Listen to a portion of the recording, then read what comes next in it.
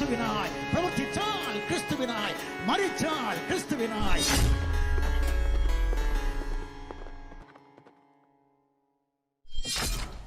മരണത്തെ ജയിച്ചുയർത്തെഴുന്നേറ്റ് സ്വർഗാതിസ്വർഗത്തിൽ ജീവിക്കുന്നവനും സകല സൃഷ്ടികളെയും ന്യായം വിധിക്കുന്നവനുമായ യേശുക്രിസ്തുവിന്റെ നിസ്തുലമായ നാമത്തിൽ എല്ലാ പ്രിയപ്പെട്ടവർക്കും സ്നേഹ വന്ദനങ്ങൾ.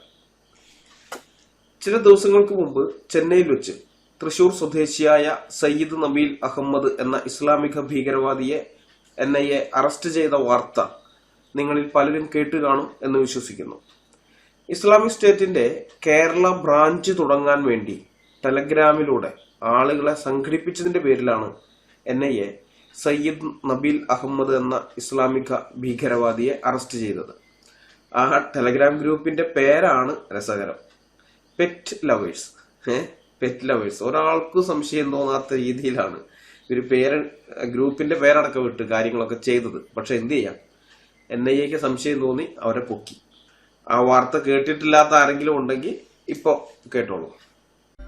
കേരളത്തിലും IS ഗ്രൂപ്പ് രൂപീകരിക്കാനുള്ള നീക്കം പൊളിച്ച NIA പെറ്റ് ലവേഴ്സ് എന്ന പേരിൽ ടെലഗ്രാം ഗ്രൂപ്പ് രൂപീകരിച്ചായിരുന്നു ഈ നീക്കം. ക്രിസ്തീയ മതപണ്ഡിതനെ അപായപ്പെടുത്താനും തൃശൂർ, പാലക്കാട് ജില്ലകളിലെ ക്ഷേത്രങ്ങൾ കൊള്ളയടിക്കാനും പദ്ധതി തയ്യാറാക്കിയെന്നാണ് NIA കണ്ടെത്തിയിരിക്കുന്നത്. കൂടുതൽ വിവരങ്ങളുമായി ഷിജു ഉണ്ട്. ഷിജു, ഇപ്പോൾ പിടിയിലായിരിക്കുന്ന ഈ നബീൽ അഹമ്മദ് എന്ന തൃശൂർ സ്വദേശിയിൽ നിന്നാണ് കൂടുതൽ വിവരങ്ങൾ ഇപ്പോൾ NIAക്ക് മനസ്സിലാക്കാൻ കഴിഞ്ഞിട്ടുള്ളത്. എന്തൊക്കെയാണ് അവർ നൽകുന്ന വിവരങ്ങൾ? കഴിഞ്ഞ ദിവസം ചെന്നൈ പാഡിയിൽ വെച്ചാണ് ഈ നബീൽ അഹമ്മദ്, തൃശൂർ സ്വദേശിയായ നബീൽ അഹമ്മദിനെ NIA പിടികൂടുന്നത്. NIAയുടെ ഒരു അന്വേഷണത്തിന്റെ ഭാഗമായാണ് കേരളത്തിൽ IS ഗ്രൂപ്പ് ഉണ്ടാക്കാൻ ഈ നബീൽ അഹമ്മദിന്റെ നേതൃത്വത്തിൽ ശ്രമം നടന്നു. അതിനൊരു ടെലിഗ്രാം ഗ്രൂപ്പ് പ്രവർത്തിച്ചു എന്ന് കണ്ടെത്തുന്നത്. പെറ്റ് ലവേഴ്സ് എന്ന പേരിലായിരുന്നു ഈ ഗ്രൂപ്പ് ഉണ്ടായിരുന്നത്. നബീൽ നേരത്തെ ഖത്തറിൽ ജോലി ചെയ്യുന്ന ഘട്ടത്തിലാണ് IS ആളുകളുമായി, ഭീകരരുമായി ബന്ധപ്പെടുന്നത്. അവിടെ അഫ്ഗാൻ, സിറിയ പൗരന്മാരുണ്ടായിരുന്നു. അവരുമായി ബന്ധപ്പെടുകയും കേരളത്തിൽ തന്നെ ഒരു IS ഗ്രൂപ്പ് ഉണ്ടാക്കി ഇവിടെ യുവാക്കൾക്ക് പരിശീലനം കൊടുക്കാനുള്ള പദ്ധതി ആരംഭിക്കുകയും ചെയ്ത് ഇതിനായി ഗ്രൂപ്പ് ഉണ്ടാക്കി ആളുകളെ ചേർത്ത് വരുന്നതിനിടയിലാണ് NIAയുടെ പിടിയിൽ നബീൽ ആവുന്നത്. നബീലിനെ ചോദ്യം ചെയ്തതടക്കമുള്ള നടപടികൾ ഇപ്പോൾ NIA നടത്തിക്കൊണ്ടിരിക്കുന്നു. ഇയാളിൽ നിന്ന് ലഭിക്കുന്ന വിവരമാണ് പാലക്കാട്, തൃശൂർ ജില്ലകളിലെ പ്രമുഖ ക്ഷേത്രങ്ങൾ കൊള്ളയടിച്ച് ആ പണം ഉപയോഗിച്ച് IS പ്രവർത്തനത്തിന് ഉപയോഗിക്കാനും ഒപ്പം തന്നെ ഇതിനായി യുവാക്കൾക്ക് ആയുധ പരിശീലനം അടക്കം നടത്തി ഇവിടെ ഒരു ക്രിസ്തീയ മതപണ്ഡിതനെ വധിക്കാനും ഇവർ പദ്ധതിയിട്ടു. അദ്ദേഹത്തിന്റെ പേരടക്കം ഇവരുടെ വാട്സാപ്പ്, ടെലഗ്രാം ഗ്രൂപ്പുകളിൽ നിന്ന് NIAക്ക് കിട്ടിയിട്ടുണ്ട്. വിശദമായ ചോദ്യം ചെയ്യൽ നടക്കുന്നു. കൂടുതൽ ആളുകളുടെ അറസ്റ്റിലേക്ക് NIA കടക്കും എന്നാണ് വ്യക്തമാകുന്നത്. ശാലിനി. ശരി ഷിജു. സാധാരണഗതിയിൽ ഇത്തരം കേസുകൾ മലയാള മാധ്യമങ്ങൾ വാർത്തയാക്കാറില്ല. വല്ല ഉത്തരേന്ത്യൻ മാധ്യമങ്ങളോ അല്ലെങ്കിൽ BBC ഒക്കെ പറഞ്ഞിട്ട് വേണം മലയാളികൾ ഇതൊക്കെ അറിയാൻ. പക്ഷെ എന്ത് കാരണത്താലാണെന്ന് അറിയില്ല, ഈ സംഭവം ഏഷ്യാനെറ്റും മാതൃഭൂമിയും മാധ്യമവും തുടങ്ങി മലയാളത്തിലെ ഒരുവിധ എല്ലാ മുഖ്യധാരാ മാധ്യമങ്ങളും റിപ്പോർട്ട് ചെയ്തിട്ടുണ്ട്. ഈ വാർത്ത കേട്ടിട്ടും വായിച്ചിട്ടും എനിക്ക് ഞെട്ടലൊന്നും തോന്നിയില്ല. ഞെട്ടൽ തോന്നാതിരുന്നതിന്റെ ഒന്നാമത്തെ കാരണം, കഴിഞ്ഞ ഒരു വ്യാഴവട്ടത്തിലധികം കാലമായി കേരളീയ സമൂഹത്തോട് ഞങ്ങൾ ഇത് തുടരെ പറഞ്ഞുകൊണ്ടിരിക്കുന്നതാണ്. ഡെമോക്ലീസിന്റെ വാള് പോലെ കേരളീയ പൊതുസമൂഹത്തിന്റെ തലയ്ക്ക് മുകളിൽ തൂങ്ങിക്കിടക്കുന്ന ഒരു ഭീകര ജീവിയാണ് ഇസ്ലാം എന്ന ഐഡിയോളജി. ഇത് പറയുമ്പോൾ ഞങ്ങളെ വർഗീയവാദികളാക്കി ചിത്രീകരിക്കുന്നതല്ലാതെ പലരും ഞങ്ങൾ പറയുന്നതിനെ ഇപ്പോഴും ഗൗരവമായി എടുത്തിട്ടില്ല. കേരളത്തിലെ വിവിധ ഇടങ്ങളിൽ IS ബോംബുകൾ ഒളിപ്പിച്ചിട്ടുണ്ടെന്നാണ് NIAക്ക് കിട്ടിയ വിവരം. വരും കാലങ്ങളിൽ ഈ ബോംബുകൾ അവിടെ പൊട്ടാൻ തുടങ്ങുമ്പോഴേ ഞങ്ങൾ പണ്ടേ മുന്നറിയിപ്പ് തന്നതിന്റെ ഗൗരവം മലയാളികൾക്ക് മനസ്സിലാകുകയുള്ളൂ. എനിക്ക് ഞെട്ടൽ തോന്നാഞ്ഞതിന്റെ രണ്ടാമത്തെ കാരണം, മുസ്ലിങ്ങൾക്ക് നേരെയുള്ള ജിഹാദ് എന്നത് ഒരു മുസ്ലിമിന്റെ മതപരമായ ബാധ്യതയും കർത്തവ്യവുമാണ്. അതുകൊണ്ട് തന്നെ അർത്ഥമറിഞ്ഞ് ഇസ്ലാമിക പ്രമാണങ്ങൾ വായിച്ചോ കേട്ടോ പഠിക്കുന്ന ഒരു മുസൽമാൻ മതപരമായ തന്റെ ബാധ്യതയും കർത്തവ്യവും നിറവേറ്റാൻ വേണ്ടി അമുസ്ലിങ്ങൾക്കെതിരെ ജിഹാദുമായി രംഗത്ത് വന്നില്ലെങ്കിലാണ് അത്ഭുതം. എനിക്ക് ഞെട്ടൽ തോന്നാഞ്ഞതിന്റെ മൂന്നാമത്തെ കാരണം, കേരളത്തിലെ ഇപ്പോഴത്തെ രാഷ്ട്രീയ സാഹചര്യം എന്ന് പറയുന്നത് എല്ലാം കൊണ്ടും ഇസ്ലാമിക ഭീകരവാദികൾക്ക് അനുകൂലമായ സാഹചര്യമാണ്. പണ്ടൊക്കെ ഇസ്ലാമിക ഭീകരവാദത്തിന്റെ ഇന്ത്യയിലെ നഴ്സറിയാണ് കേരളം എന്നാണ് വിശേഷിപ്പിച്ചിരുന്നതെങ്കിൽ ഇപ്പൊ നഴ്സറി പരുവമൊക്കെ കടന്നിട്ട് കാലം കുറയായി. നഴ്സറിയും LP, UP, ഹൈസ്കൂളും ഒക്കെ കടന്ന് ഹയർ സെക്കൻഡറി തലത്തിലെത്തി നിൽക്കുകയാണ് കേരളത്തിലെ ഇസ്ലാമിക ഭീകരവാദം. ഈ രീതിയിലാണ് മുന്നോട്ട് പോകുന്നതെങ്കിൽ അധികം വൈകാതെ തന്നെ ഇസ്ലാമിക ഭീകരവാദത്തിന്റെ ഇന്ത്യയിലെ കോളേജാണ് അല്ലെങ്കിൽ യൂണിവേഴ്സിറ്റിയാണ് കേരളം എന്ന് വിളിക്കേണ്ട സ്ഥിതി വരും. ആ സ്ഥിതിയിലേക്കാണ് കാര്യങ്ങൾ പോയിക്കൊണ്ടിരിക്കുന്നത്. അപ്പൊ അങ്ങനെ ഒരു അനുകൂലാവസ്ഥയിൽ ഇസ്ലാമിക് സ്റ്റേറ്റിന്റെ ഒരു ബ്രാഞ്ച് കേരളത്തിൽ തുടങ്ങാൻ ഇവിടെയുള്ള ചില മുസ്ലിങ്ങൾ തീരുമാനിച്ചു എന്ന് കേട്ടാൽ അതിൽ അത്ഭുതപ്പെടാൻ ഒന്നുമില്ല. അവരുടെ പ്രമാണങ്ങളിൽ പറഞ്ഞിരിക്കുന്നതും അവരുടെ പ്രവാചകനും സ്വഹാബിമാരും കാണിച്ചു കൊടുത്തിട്ടുള്ളതുമായ കാര്യങ്ങൾ പ്രവൃത്തിബദ്ധത്തിൽ എത്തിക്കാൻ ഈ അനുകൂല സാഹചര്യത്തിൽ അവർ ഒരു ഇസ്ലാമിക സംഘടന തുടങ്ങാൻ ശ്രമിച്ചു. അത് സ്വാഭാവികമായ കാര്യമല്ലേ. അതിലിപ്പോ അത്ഭുതപ്പെടാൻ എന്താ ഉള്ളത്? യാതൊന്നുമില്ല, അത്ഭുതത്തിനുള്ള ഒരു കാര്യമില്ല. പക്ഷേ ആ വാർത്തയിൽ എന്നെ അത്ഭുതപ്പെടുത്തിയ ഒരു സംഗതി ഉണ്ട്. അത് വേറെ ഒന്നുമല്ല, ഒരു ക്രിസ്ത്യൻ മത പണ്ഡിതനെ കൊലപ്പെടുത്താൻ അവർ തീരുമാനിച്ചിരുന്നു എന്നുള്ളതാണ്. ഇസ്ലാമിക് സ്റ്റേറ്റ് കേരള ബ്രാഞ്ച് ഉണ്ടാക്കുക മാത്രമല്ല, ഒരു ക്രിസ്ത്യൻ മത പണ്ഡിതനെ കൊലപ്പെടുത്താൻ അവർ തീരുമാനിച്ചിരുന്നു എന്നുള്ളതും കൂടി ആ വാർത്തയിൽ ഉണ്ടായിരുന്നു. അതെനിക്ക് അത്ഭുതമായിട്ട് തോന്നി. ഈ ഇസ്ലാമിക പ്രമാണങ്ങളും ഇസ്ലാമിക ചരിത്രവും പഠിച്ചതിന്റെ വെളിച്ചത്തിൽ ഒരു 10-15 വർഷം കൂടി കഴിഞ്ഞിട്ടേ അങ്ങനെ ഒരു നിലപാടിലേക്ക് ജിഹാദികൾ പോവുകയുള്ളൂ എന്നാണ് ഞാൻ പ്രതീക്ഷിച്ചിരുന്നത്. കാരണം വോട്ട് ബാങ്ക് രാഷ്ട്രീയത്തിൽ കണ്ണുവയ്ക്കുന്ന ഭരണപക്ഷവും പ്രതിപക്ഷവും ഒരുപോലെ ഈ ജിഹാദികൾക്ക് അനുകൂലമാണെങ്കിലും കേരളത്തിലെ മണ്ണ് പൂർണ്ണമായും ഇസ്ലാമിന് അനുകൂലമായി മാറിയിട്ടില്ല. ജനസംഖ്യാപരമായി സമുദായങ്ങളെ എടുത്തു നോക്കിയാൽ കേരളത്തിൽ മുസ്ലിങ്ങൾ ഭൂരിപക്ഷമായി തീർന്നിട്ടുണ്ട് എന്നുള്ളത് ശരിയാണ്. ഇപ്പൊ ഹിന്ദുമതത്തിനെ ഒരു മതമായിട്ടാണ് നമ്മൾ കണക്കാക്കുന്നതെങ്കിലും അതിനകത്തുള്ള ആളുകൾ ജാതിയുടെ അടിസ്ഥാനത്തിൽ പല തട്ടുകളായി വിഭജിക്കപ്പെട്ടിരിക്കുകയാണ്. താത്വികമായി ഹിന്ദുമതം എന്ന് പറയാമെങ്കിലും പ്രായോഗിക തലത്തിൽ അത് ഓരോരോ സമുദായങ്ങളുടെ ഒരു കൂട്ടായ്മയാണ്. നായർ സമുദായം, ഈഴവ സമുദായം, പുലയ സമുദായം, പറയ സമുദായം എന്നിങ്ങനെ ഓരോരോ സമുദായങ്ങളായിട്ടാണ് അതിന്റെ നിലനിൽപ്പ്. ക്രിസ്ത്യാനികളെ നോക്കിയാൽ ഇത് തന്നെയാണ് സ്ഥിതി. ഓരോരോ ഡിനോമിനേഷനുകളായിട്ടാണ് ക്രിസ്ത്യാനികൾ ഇവിടെ ഉള്ളത്. റോമൻ കത്തോലിക്ക, യാക്കോബായ, ഓർത്തഡോക്സ്, പ്രൊട്ടസ്റ്റന്റ്, അനാബാപ്റ്റിസ്റ്റുകൾ, അങ്ങനെ പല രീതിയിൽ അത് വിഭജിക്കപ്പെട്ടിരിക്കുകയാണ്. ഇനി റോമൻ കാത്തലിക്സിനെ എടുത്താൽ അത് പല റീത്തുകളായി വിഭജിക്കപ്പെട്ടിട്ടുണ്ട്. ആ റീത്തുകൾ തമ്മിൽ പരസ്പരം അടിയുണ്ട്. പ്രൊട്ടസ്റ്റന്റുകാരെയും അനാബാപ്റ്റിസ്റ്റുകാരെയും എടുത്താൽ അതിനകത്തും പല വിഭാഗങ്ങളുണ്ട്. അവരും പല കാര്യങ്ങളിൽ ഇതുപോലെ തന്നെയൊക്കെ അടിയുണ്ട്. ഇനി ഇസ്ലാമിലേക്ക് വന്നാലും ഇതുപോലെ പല പല വിഭാഗങ്ങളെയും കാണാം. സുന്നികളെന്നും ഷിയാകൾ എന്നുള്ള വിഭജനം. ഇനി സുന്നികൾക്കിടയിൽ മുജാഹിദുകള്, വഹാബികള്, ജിന്നും മുജാഹിദുകൾ എന്നൊക്കെ പറഞ്ഞ് വേറെ കുറെ ഉണ്ട്. എന്നാൽ മറ്റുള്ളവരിൽ നിന്നൊരു വ്യത്യസ്തത ഇസ്ലാമിലെ വിഭാഗങ്ങൾക്കിടയിലുണ്ട്. അവര് തമ്മിൽ തല്ലി തലകീറി നിൽക്കുന്ന സമയത്താണെങ്കിലും അവരുടെ മതത്തിനെതിരായോ പ്രവാചകനെതിരായോ മതഗ്രന്ഥങ്ങൾക്കെതിരായോ പുറത്തുനിന്ന് ആരെങ്കിലും സംസാരിച്ചാൽ തൽക്കാലത്തേക്ക് തമ്മിലടി മറന്ന് എല്ലാവരും ഒറ്റക്കെട്ടായി നിൽക്കും. മറ്റു കൂട്ടർക്കിടയിൽ അങ്ങനെ ഒരു ഐക്യമില്ല. അവർ തമ്മിൽ തല്ലും. പുറമേ നിന്ന് ആൾക്കാർ വന്നാലും ഒരുമിച്ച് നിൽക്കല്ല, തമ്മിൽ തല്ലിക്കൊണ്ട് തന്നെ അവർക്കെതിരെ നിൽക്കുകയുള്ളൂ. അപ്പൊ സമുദായങ്ങളെ എടുത്തു നോക്കിയാൽ കേരളത്തിൽ മുസ്ലിങ്ങൾ ഭൂരിപക്ഷമായി തീർന്നിട്ടുണ്ട് എന്ന് ഞാൻ നേരത്തെ പറഞ്ഞതിന്റെ അർത്ഥം ഇതാണ്. ഇത് മതം എന്നുള്ള നിലയിൽ നോക്കിക്കഴിയുമ്പോൾ ഹിന്ദുക്കൾ ഭൂരിപക്ഷമായിട്ട് തോന്നാം. അത് അധികം നാളത്തേക്ക് ഉണ്ടാവില്ല, കുറച്ചു നാൾ കഴിയുമ്പോൾ അതും പോകും. പക്ഷെ ഇപ്പോഴത്തെ അവസ്ഥയില് ഹിന്ദുക്കൾ എന്ന് പറയാമെങ്കിലും ജാതിയുടെ അടിസ്ഥാനത്തിൽ പല പല സമുദായങ്ങളായിട്ട് നിൽക്കുന്നു. മറ്റുള്ളതെല്ലാവരും അങ്ങനെ തന്നെ.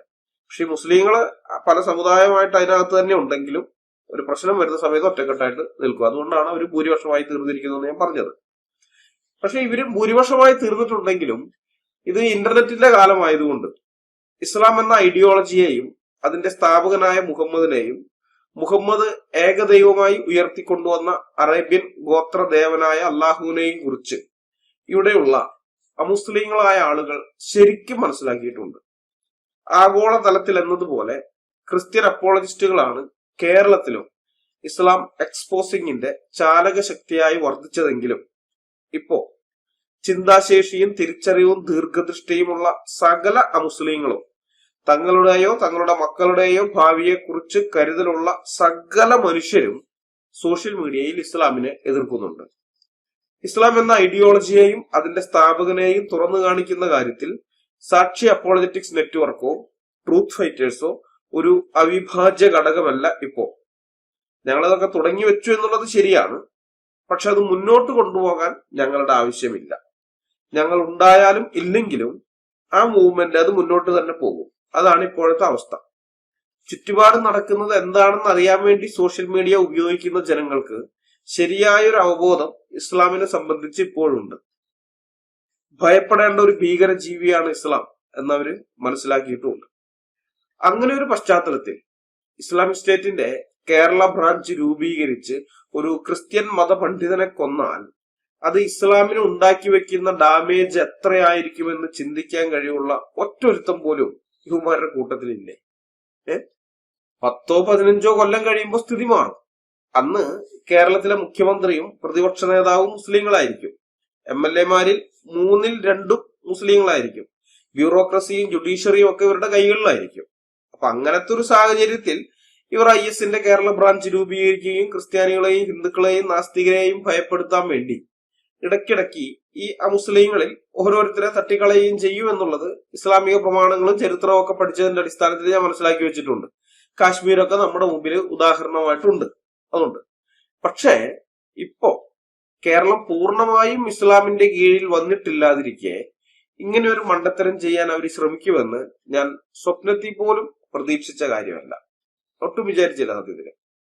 എനിക്ക് ആ വാർത്ത കേട്ടപ്പോ ഇസ്ലാമിക് സ്റ്റേറ്റിന്റെ കേരള ബ്രാഞ്ച് ഉണ്ടാക്കാൻ ശ്രമിച്ചു എന്നുള്ളതല്ല, ഉണ്ടാക്കിയിട്ട് ഒരു ക്രൈസ്തവ പണ്ഡിതനെ കൊലപ്പെടുത്താൻ ശ്രമിച്ചു എന്ന് കേട്ടു കഴിഞ്ഞപ്പോ സത്യത്തിൽ എനിക്ക് വളരെ ഒരുതരം അത്ഭുതം തോന്നി.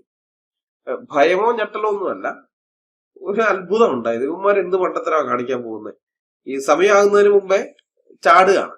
ആയിട്ടില്ല, വെയിറ്റ് ചെയ്യും നിങ്ങൾ ആയിട്ടില്ല, ആകും.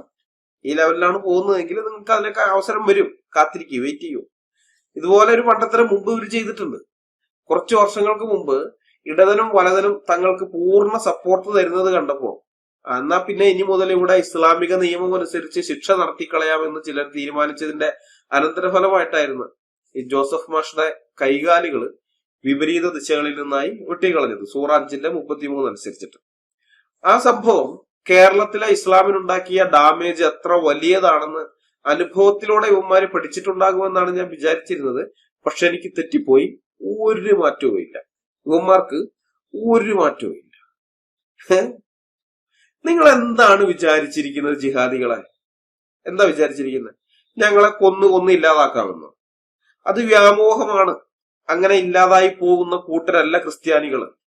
ഈ വ്യാമോഹവുമായി നടന്ന പലരും ചരിത്രത്തിൽ ഉണ്ടായിട്ടുണ്ട്, 1-ാം നൂറ്റാണ്ട് മുതൽ തന്നെ. പക്ഷേ അവരൊക്കെ ഇല്ലാതായി പോയതല്ലാതെ ക്രിസ്ത്യാനികൾ ഇല്ലാതായിട്ടില്ല. മനസ്സിലായോ? ക്രിസ്ത്യാനികൾ ഇല്ലാതായിട്ടില്ല. അതോ നിങ്ങൾ വിചാരിക്കുന്നത് ക്രിസ്ത്യാനികളിലെ ഒരാളെ കൊന്നാൽ മറ്റുള്ളവര് പേടിച്ച് മിണ്ടാതിരിക്കുമെന്നാണ്? അതും വെറും വ്യാമോഹമാണ്. മനസ്സിലായോ? വെറും വ്യാമോഹം, മലർപ്പൊടിക്കാരന്റെ സ്വപ്നം. അങ്ങനെ മിണ്ടാതിരിക്കുന്നവരല്ല വീണ്ടും ജനനം പ്രാപിച്ച യഥാർത്ഥ ക്രിസ്ത്യാനികൾ. ജിഹാദികൾ ഒന്ന് കണ്ണുരുട്ടി കാണിക്കുമ്പോഴേക്കും മാപ്പ് പറഞ്ഞ് അവരുടെ പുറകെ നടക്കുകയും ആ മാപ്പ് സ്വയം റെക്കോർഡ് ചെയ്ത് സോഷ്യൽ മീഡിയയിൽ ഇടുകയും ചെയ്യുന്ന ക്രിസ്ത്യൻ നാമധാരികളെ കണ്ടിട്ട് അതാണ് ഒറിജിനൽ ക്രിസ്ത്യാനിറ്റി എന്ന മൂഢവിചാരത്തിലായിരിക്കും ഒരുപക്ഷെ നിങ്ങൾ ഇങ്ങനെ ഉള്ള ഒരു കാര്യം ആസൂത്രണം ചെയ്തിട്ടുണ്ടാവുക. അതായിരിക്കും.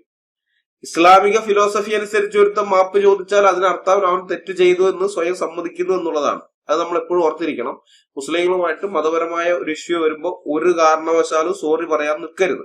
നിങ്ങളുടെ ഭാഗത്താണ് 100% തെറ്റെന്നുണ്ടെങ്കിൽ പോലും നിങ്ങൾ സോറി പറയാൻ നിൽക്കരുത്. നിങ്ങളുടെ ജീവനിൽ നിങ്ങൾക്ക് കൊതിയുണ്ടെങ്കിൽ നിങ്ങൾ സോറി പറയാൻ നിൽക്കരുത്.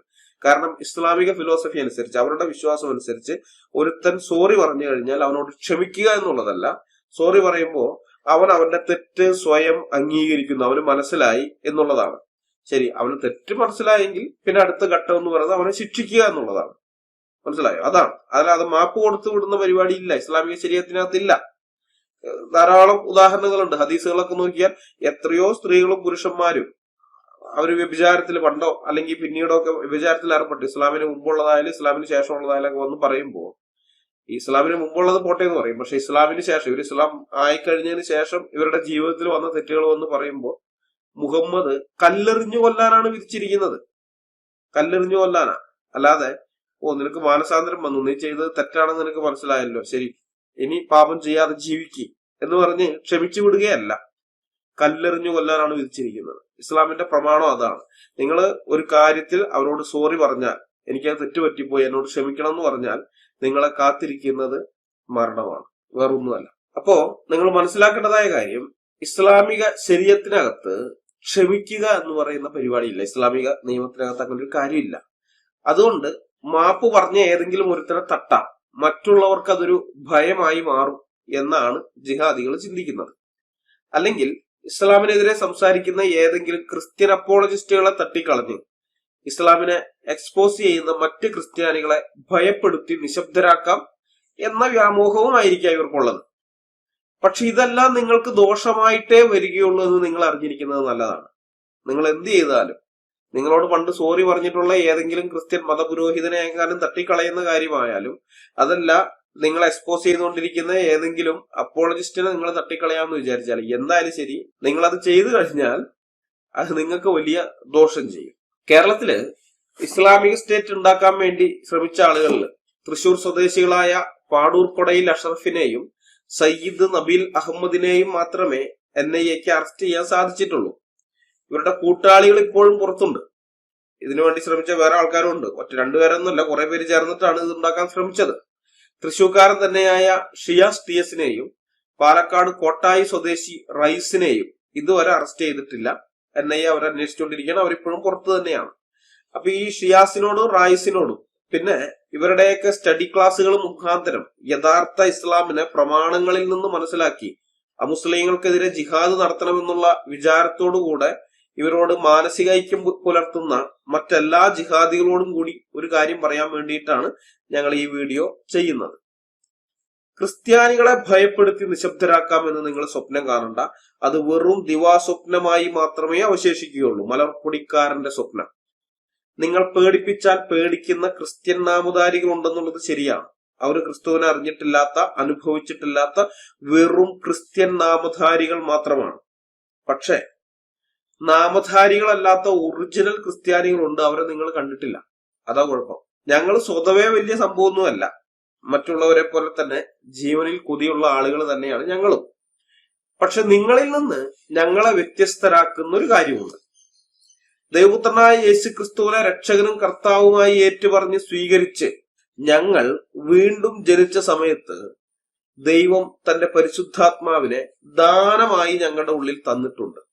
ആ ആത്മാവിനെ കുറിച്ച് അപ്പോസ്തലനായ പൗലോസ് തിമോത്തിയോസിന് എഴുതിയ 2-ാം ലേഖനം 1-ാം അധ്യായം 7-ാം വാക്യത്തിൽ പറയുന്നത് ഇങ്ങനെയാണ്: ഭീരുത്വത്തിന്റെ ആത്മാവിനെയല്ല, ശക്തിയുടെയും സ്നേഹത്തിന്റെയും സുബോധത്തിന്റെയും ആത്മാവിനെ അത്രേ ദൈവം നമുക്ക് തന്നത്. 2 തിമോത്തിയോസ് 1:7. ആ പരിശുദ്ധാത്മാവ് ഉള്ളിലുള്ള ഞങ്ങൾ ഭീരുക്കളാകുമെന്ന് നിങ്ങൾക്ക് തോന്നുന്നുണ്ടോ? ഞങ്ങൾക്ക് മുൻപാകെ ഒരു മാതൃകയുണ്ട്. കർത്താവായ യേശു ക്രിസ്തു കാണിച്ചു തന്ന മാതൃക. അത് ധീരതയുടെയും നിർഭയത്വത്തിന്റെയും മാതൃകയാണ്. തനിക്ക് യെരുശലേമിൽ സംഭവിക്കാനിരിക്കുന്ന ക്രൂര മരണത്തെക്കുറിച്ച് യേശു ക്രിസ്തു ശിഷ്യന്മാർക്ക് വിവരിച്ചു കൊടുക്കുന്ന സന്ദർഭം മർക്കോസിന്റെ സുവിശേഷത്തിൽ 3 ഇടങ്ങളിൽ രേഖപ്പെടുത്തിയിട്ടുള്ളത് ഞാൻ ഓരോന്നായി വായിക്കാം. ആദ്യം 8-ാം അധ്യായത്തിൽ നിന്നുള്ളത് വായിക്കാം. മനുഷ്യപുത്രൻ പലതും സഹിക്കുകയും മൂപ്പന്മാരും മഹാപുരോഹിതന്മാരും ശാസ്ത്രിമാരും അവനെ തള്ളിക്കളഞ്ഞു കൊല്ലുകയും 3 നാൾ കഴിഞ്ഞിട്ട് അവൻ ഉയർത്തെഴുന്നേൽക്കുകയും വേണം എന്ന് അവരെ ഉപദേശിച്ചു തുടങ്ങി. മർക്കോസിന്റെ സുവിശേഷം 8-ാം അധ്യായം 31-ാമത്തെ വാക്യം. കർത്താവ് അവരെ ഉപദേശിക്കുകയാണ്. എന്താണ് തനിക്ക് സംഭവിക്കാൻ പോകുന്നത് എന്നുള്ള കാര്യം അവരെ പഠിപ്പിക്കുകയാണ്. ഇനി മർക്കോസ് 9-ാം അധ്യായത്തിൽ രേഖപ്പെടുത്തിയിട്ടുള്ളത് ഞാൻ വായിക്കാം. അവൻ തന്റെ ശിഷ്യന്മാരെ പഠിപ്പിച്ച് അവരോട്, മനുഷ്യപുത്രൻ മനുഷ്യരുടെ കയ്യിൽ ഏൽപ്പിക്കപ്പെടും, അവർ അവനെ കൊല്ലും, കൊന്നിട്ട് 3 നാൾ കഴിഞ്ഞ ശേഷം അവൻ ഉയർത്തെഴുന്നേൽക്കും എന്ന് പറഞ്ഞു. ആ വാക്ക് അവർ ഗ്രഹിച്ചില്ല. അവനോട് ചോദിപ്പാനോ ഭയപ്പെട്ടു. മർക്കോസിന്റെ സുവിശേഷം 9-ാം അധ്യായത്തിന്റെ 31-32 വാക്യങ്ങൾ. 2 വട്ടം തന്റെ മരണത്തെക്കുറിച്ച് യേശുക്രിസ്തു ശിഷ്യന്മാർക്ക് വിവരിച്ചു കൊടുത്തതാണ് നമ്മൾ കണ്ടത്. ഇനി 3-ാം പ്രാവശ്യം യേശുക്രിസ്തു അക്കാര്യം പഠിപ്പിക്കുന്നുണ്ട്. മർക്കോസ് 10-ാം അധ്യായത്തിന്റെ 32 മുതൽ 34 വരെയുള്ള വാക്യങ്ങൾ. അവർ യെരുശലേമിലേക്ക് യാത്ര ചെയ്യുകയായിരുന്നു. യേശു അവർക്ക് മുമ്പായി നടന്നു. അവർ വിസ്മയിച്ചു. അനുഗമിക്കുന്നവരോ ഭയപ്പെട്ടു. അവൻ പിന്നെയും പന്തിര് വരെ കൂട്ടിക്കൊണ്ട് അവരോട്, ഇതാ നാം യെരുശലേമിലേക്ക് പോകുന്നു. അവിടെ മനുഷ്യപുത്രൻ മഹാപുരോഹിതന്മാരുടെയും ശാസ്ത്രിമാരുടെയും കയ്യിൽ ഏൽപ്പിക്കപ്പെടും. അവർ അവനെ മരണത്തിന് വിധിച്ച് ജാതികൾക്ക് ഏൽപ്പിക്കും. അവർ അവനെ പരിഹസിക്കുകയും തുപ്പുകയും തല്ലുകയും കൊല്ലുകയും 3 നാൾ കഴിഞ്ഞിട്ട് അവൻ ഉയർത്തെഴുന്നേൽക്കുകയും ചെയ്യും എന്നിങ്ങനെ തനിക്ക് സംഭവിപ്പാനുള്ളത് പറഞ്ഞു തുടങ്ങി. മർക്കോസ് 10:32 മുതൽ 34 വരെ. ഈ 3-ാമത്തെ പ്രാവശ്യം മർക്കോസ് ഒരു കാര്യം പ്രത്യേകം എടുത്തു പറയുന്നുണ്ട്. യേശുക്രിസ്തുവിന്റെ കൂടെ ഉണ്ടായിരുന്നവർ വിസ്മയിച്ചു എന്നാണ് മർക്കോസ് പറയുന്നത്. എന്തായിരുന്നു അവർ വിസ്മയിക്കാനുള്ള കാരണം? 2 കാരണങ്ങളുണ്ട്. അതാണ് തൊട്ടുമുകളിൽ തന്നെ പറഞ്ഞിരിക്കുന്നത്. ആ വിസ്മയിച്ചു എന്ന് എഴുതിയിരിക്കുന്നതിന്റെ തൊട്ടുമുകളിൽ പറഞ്ഞിരിക്കുന്നത്. അവർ യെരുശലേമിലേക്കാണ് യാത്ര ചെയ്തുകൊണ്ടിരുന്നത് എന്നുള്ളതാണ് അവരുടെ വിസ്മയത്തിനുള്ള ഒന്നാമത്തെ കാരണം. അതായത് യെരുശലേമിൽ ചെന്നു കഴിഞ്ഞാൽ മഹാപുരോഹിതന്മാരും ശാസ്ത്രിമാരും കൂടി തന്നെ പീഡിപ്പിച്ച് തല്ലുകയും ഉപദ്രവിക്കുകയൊക്കെ ചെയ്ത് അവസാനം മരണത്തിന് വിധിച്ച് ജാതികൾക്ക് ഏൽപ്പിച്ചു കൊടുക്കും, കൊല്ലാൻ ഏൽപ്പിച്ചു കൊടുക്കും എന്നാണ് യേശുക്രിസ്തു ശിഷ്യന്മാരോട് പറഞ്ഞിട്ടുള്ളത്. ഇതിനു മുമ്പ് 2 വട്ടം പറഞ്ഞു, ഇതിപ്പോ 3ാമത്തെ പ്രാവശ്യം.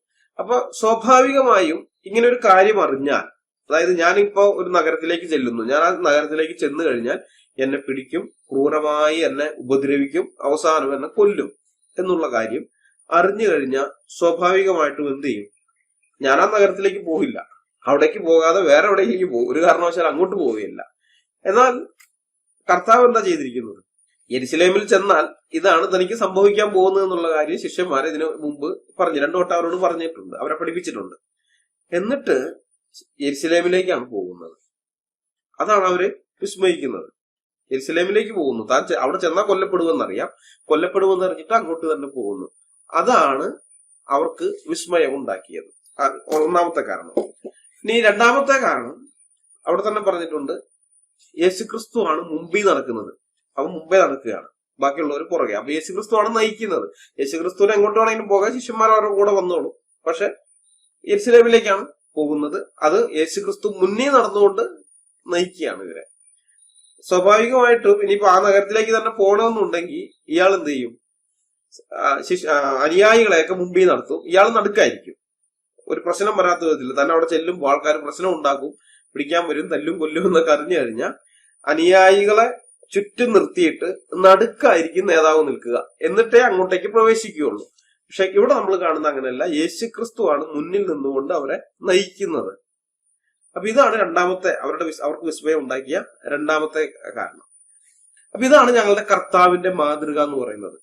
യെരുശലേമിൽ താൻ കൊല്ലപ്പെടുമെന്നറിഞ്ഞപ്പോൾ ശിഷ്യന്മാരെയും കൊണ്ട് യെരുശലേമിലേക്ക് പോയവനാണ് ഞങ്ങളുടെ കർത്താവായ യേശുക്രിസ്തു. മരണത്തെ ഭയന്ന് പിന്മാറുന്ന ഒരു മാതൃകയല്ല അവൻ ഞങ്ങൾക്ക് കാണിച്ചു തന്നിട്ടുള്ളത്. മനസ്സിലായോ? ഞങ്ങൾക്കുള്ള മാതൃക ഇതാണ്, കർത്താവായ യേശുക്രിസ്തുവിന്റെ മാതൃക. ഇനി വേറൊരു സംഭവം കൂടി ഞാൻ വിവരിക്കാം. കർത്താവിനെ പിടിക്കാൻ വേണ്ടി ഗെത്സമന തോട്ടത്തിലേക്ക് പടയാളികൾ വന്നപ്പോ കർത്താവ് അതിനെ ഫേസ് ചെയ്തത് എങ്ങനെയാണെന്ന് യോഹന്നാന്റെ സുവിശേഷം 18-ാം അധ്യായത്തിന്റെ 1 മുതൽ 9 വരെയുള്ള ഭാഗത്ത് വിവരിച്ചിട്ടുണ്ട്. ഞാനത് വായിക്കാം. യേശു ശിഷ്യന്മാരുമായി കെദ്രോൻ തോട്ടിന് അക്കരയ്ക്ക് പോയി. അവിടെ ഒരു തോട്ടം ഉണ്ടായിരുന്നു. അതിൽ അവനും ശിഷ്യന്മാരും കടന്നു. അവിടെ യേശു പലപ്പോഴും ശിഷ്യന്മാരോട് കൂടെ പോയിരുന്നത് കൊണ്ട് അവനെ കാണിച്ചു കൊടുത്ത യൂദയും ആ സ്ഥലം അറിഞ്ഞിരുന്നു. അങ്ങനെ യൂദ പട്ടാളത്തെയും മഹാപുരോഹിതന്മാരും പരീശന്മാരും അയച്ച ചേവകരെയും കൂട്ടിക്കൊണ്ട് തീവട്ടി പന്തങ്ങളും ആയുധങ്ങളുമായി അവിടെ വന്നു. യേശു തനിക്ക് നേരിടുവാനുള്ളത് എല്ലാം അറിഞ്ഞ് പുറത്തു ചെന്ന് നിങ്ങൾ ആരെ തിരയുന്നു എന്ന് അവരോട് ചോദിച്ചു. നസ്രായനായ യേശുവിനെ എന്നവർ ഉത്തരം പറഞ്ഞപ്പോൾ അത് ഞാൻ തന്നെ എന്ന് യേശു പറഞ്ഞു. അവനെ കാണിച്ചു കൊടുക്കുന്ന യൂദയും അവരോടുകൂടെ നിന്നിരുന്നു. ഞാൻ തന്നെ എന്ന് അവരോട് പറഞ്ഞപ്പോൾ അവർ പിൻവാങ്ങി നിലത്ത് വീണു. നിങ്ങൾ ആരെ തിരയുന്നു എന്ന് അവൻ പിന്നെയും അവരോട് ചോദിച്ചതിന് അവർ നസ്രായനായ യേശുവിനെ എന്ന് പറഞ്ഞു. ഞാൻ തന്നെ എന്ന് നിങ്ങളോട് പറഞ്ഞുവല്ലോ. എന്നെ ആകുന്നു തിരയുന്നതെങ്കിൽ ഇവർ പൊയ്ക്കൊള്ളട്ടെ എന്ന് യേശു ഉത്തരം പറഞ്ഞു. നീ എനിക്ക് തന്നവരിൽ ആരും നഷ്ടമായി പോയിട്ടില്ല എന്ന് അവൻ പറഞ്ഞ വാക്കിന് ഇതിനാൽ നിവൃത്തി വന്നു. യോഹന്നാൻ 18-ാം അധ്യായം 1 മുതൽ 9 വരെയുള്ള വാക്യങ്ങൾ. എന്നെ ആകുന്നു തിരയുന്നതെങ്കിൽ ഇവർ പൊയ്ക്കൊള്ളട്ടെ എന്ന് പറഞ്ഞ് തന്റെ ശിഷ്യന്മാരെ സുരക്ഷിതരാക്കി തന്നെത്താൻ ഏൽപ്പിച്ചു കൊടുത്ത ഒരു കർത്താവാണ് ഞങ്ങൾക്കുള്ളത്. ഞങ്ങളുടെ കർത്താവ് ഒരു ഭീരുവായിരുന്നില്ല. അതുകൊണ്ടാണ് അനുയായികളെ കൊലയ്ക്ക് കൊടുത്ത് സ്വന്തം തടി രക്ഷിക്കാൻ നോക്കാതെ അനുയായികളുടെ ജീവന് വില കൽപ്പിച്ചുകൊണ്ട് അവരെ രക്ഷപ്പെടുത്തി സ്വയം ഏൽപ്പിച്ചു കൊടുത്തത്. മനസ്സിലായോ? യേശുക്രിസ്തുവിനെ അവർ അറസ്റ്റ് ചെയ്തപ്പോ ശിഷ്യന്മാരിൽ ഒരാളായ പത്രോസ് വാളെടുത്ത് വെട്ടിയതും അപ്പോൾ യേശുക്രിസ്തു എന്താണ് പറഞ്ഞതെന്നതും ബൈബിളിൽ രേഖപ്പെടുത്തിയിട്ടുണ്ട്. ഞാൻ വായിക്കാം. അപ്പോൾ യേശുവിനോട് കൂടെയുള്ളവരിൽ ഒരുവൻ കൈ നീട്ടി വാൾ ഊരി മഹാപുരോഹിതന്റെ ദാസനെ വെട്ടി അവന്റെ കാത് അറുത്തു. യേശു അവനോട് വാൾ ഉറയിലിടുക, വാൾ എടുക്കുന്നവരൊക്കെയും വാളാൽ നശിച്ചു പോകും. എന്റെ പിതാവിനോട് ഇപ്പോൾ തന്നെ 12 ലഗ്യോനിലും അധികം ദൂതന്മാരെ എന്റെ അരികെ നിർത്തേണ്ടതിന് എനിക്ക് അപേക്ഷിച്ചുകൂടാ എന്ന് തോന്നുന്നുവോ? എന്നാൽ ഇങ്ങനെ സംഭവിക്കണം എന്നുള്ള തിരുവെഴുത്തുകൾക്ക് എങ്ങനെ നിവൃത്തി വരും എന്ന് പറഞ്ഞു. മത്തായി 26:50 മുതൽ 53 വരെയുള്ള വാക്യങ്ങളാണ് ഇപ്പൊ വായിച്ചത്.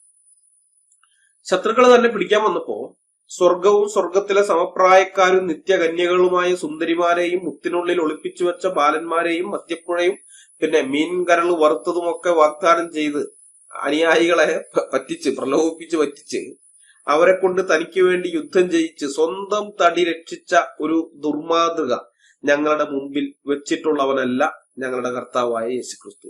മനസ്സിലായോ ജിഹാദികളെ? നിങ്ങൾക്ക് മനസ്സിലായോ? മറിച്ച് തന്നെ രക്ഷിക്കാൻ വേണ്ടി വാളെടുത്ത അനുയായിയോട് വാൾ ഉറയിലിടാൻ കൽപ്പിച്ചവനാണ് യേശുക്രിസ്തു. തന്നിൽ വിശ്വസിക്കുന്നവരുടെ ജീവന് വില കൽപ്പിച്ചുകൊണ്ട് അവർക്ക് വേണ്ടി തന്നെത്താൻ ഏൽപ്പിച്ചു കൊടുത്തവനാണ് ഞങ്ങളുടെ കർത്താവായ യേശുക്രിസ്തു. ആ കർത്താവാണ് ഞങ്ങളുടെ മാതൃക. മനസ്സിലായോ? ആ കർത്താവ്.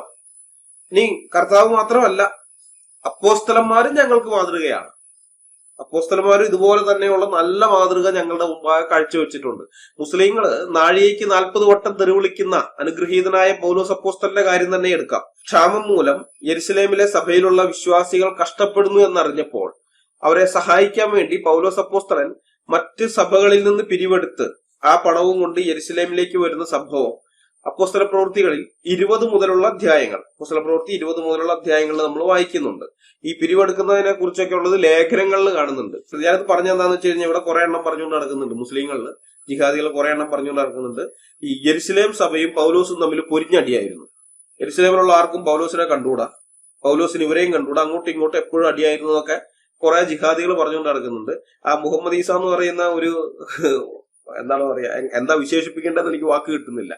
ബൈബിൾ എന്താണ്, ബൈബിളിനകത്ത് പറഞ്ഞിരിക്കുന്ന കാര്യം എന്താണെന്നുള്ളതിനെ കുറിച്ച് ഒരു പിടിയില്ലാത്ത ചങ്ങാതി. ആ പുള്ളി അയാളുടെ മനോബോധത്തിനനുസരിച്ച് അയാളുടെ തോന്നലിനനുസരിച്ച് എന്തൊക്കെയോ എഴുതി വെച്ചു. അതൊക്കെയാണ് ഇന്നത്തെ ഇവിടുത്തെ ദാവാക്കാർക്ക് വലിയ കാര്യം. എന്നിട്ട് അവര് പറഞ്ഞുകൊണ്ട് നടക്കുന്നതാണ് ഈ ജെറുസലേം സഭയും പൗലോസും തമ്മിൽ പൊരിഞ്ഞടിയായിരുന്നു, അങ്ങോട്ടും ഇങ്ങോട്ടും ശത്രുതയിലായിരുന്നു എന്നൊക്കെ.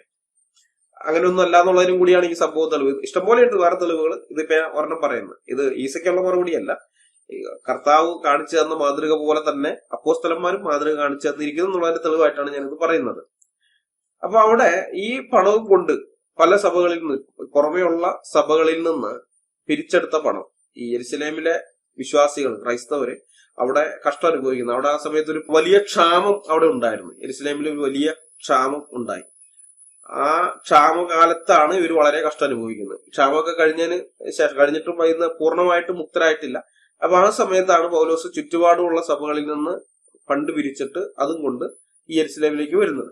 അപ്പൊ യെരുശലേമിലേക്ക് പോയാൽ കഷ്ടങ്ങളും ബുദ്ധിമുട്ടുകളുമാണ് തന്നെ കാത്തിരിക്കുന്നത് എന്ന് പൗലോസിന് അറിവ് കിട്ടിയിട്ടും പൗലോസ് യെരുശലേമിലേക്ക് തന്നെ പോവുകയാണ്. ഞാൻ ആ ഭാഗം വായിക്കാം. അവിടെ യെരുശലേമിൽ ചെന്ന കഷ്ടമാണ് എന്നുള്ള കാര്യം. അപ്പോസ്തല പ്രവൃത്തി 20-ാം അധ്യായത്തിന്റെ 19 മുതൽ 25 വരെയുള്ള വാക്യങ്ങൾ. പൗലോസ് അപ്പോസ്തലൻ എഫെസോസിലേക്ക് ആളയച്ച് അവിടെ നിന്ന് സഭയിലെ മൂപ്പന്മാരെയൊക്കെ വരുത്തി, എൽഡേഴ്സിനെയൊക്കെ വരുത്തി അവരോട് സംസാരിക്കുകയാണ്. അപ്പൊ ആ സംസാരിക്കുന്ന ഭാഗമാണ് അപ്പോസ്തല പ്രവൃത്തി 20-ന്റെ 19 മുതൽ 25. ഞാനിപ്പോ ഈ വായിക്കുന്ന ആ വേദഭാഗം അതാണ്.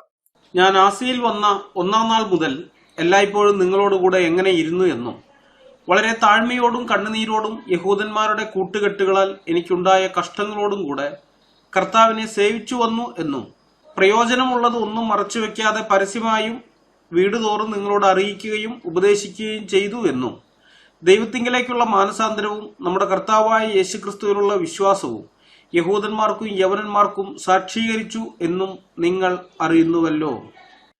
ഇപ്പോൾ ഇതാ ഞാൻ ആത്മാവിനാൽ ബന്ധിക്കപ്പെട്ടവനായി യെരുശലേമിലേക്ക് പോകുന്നു.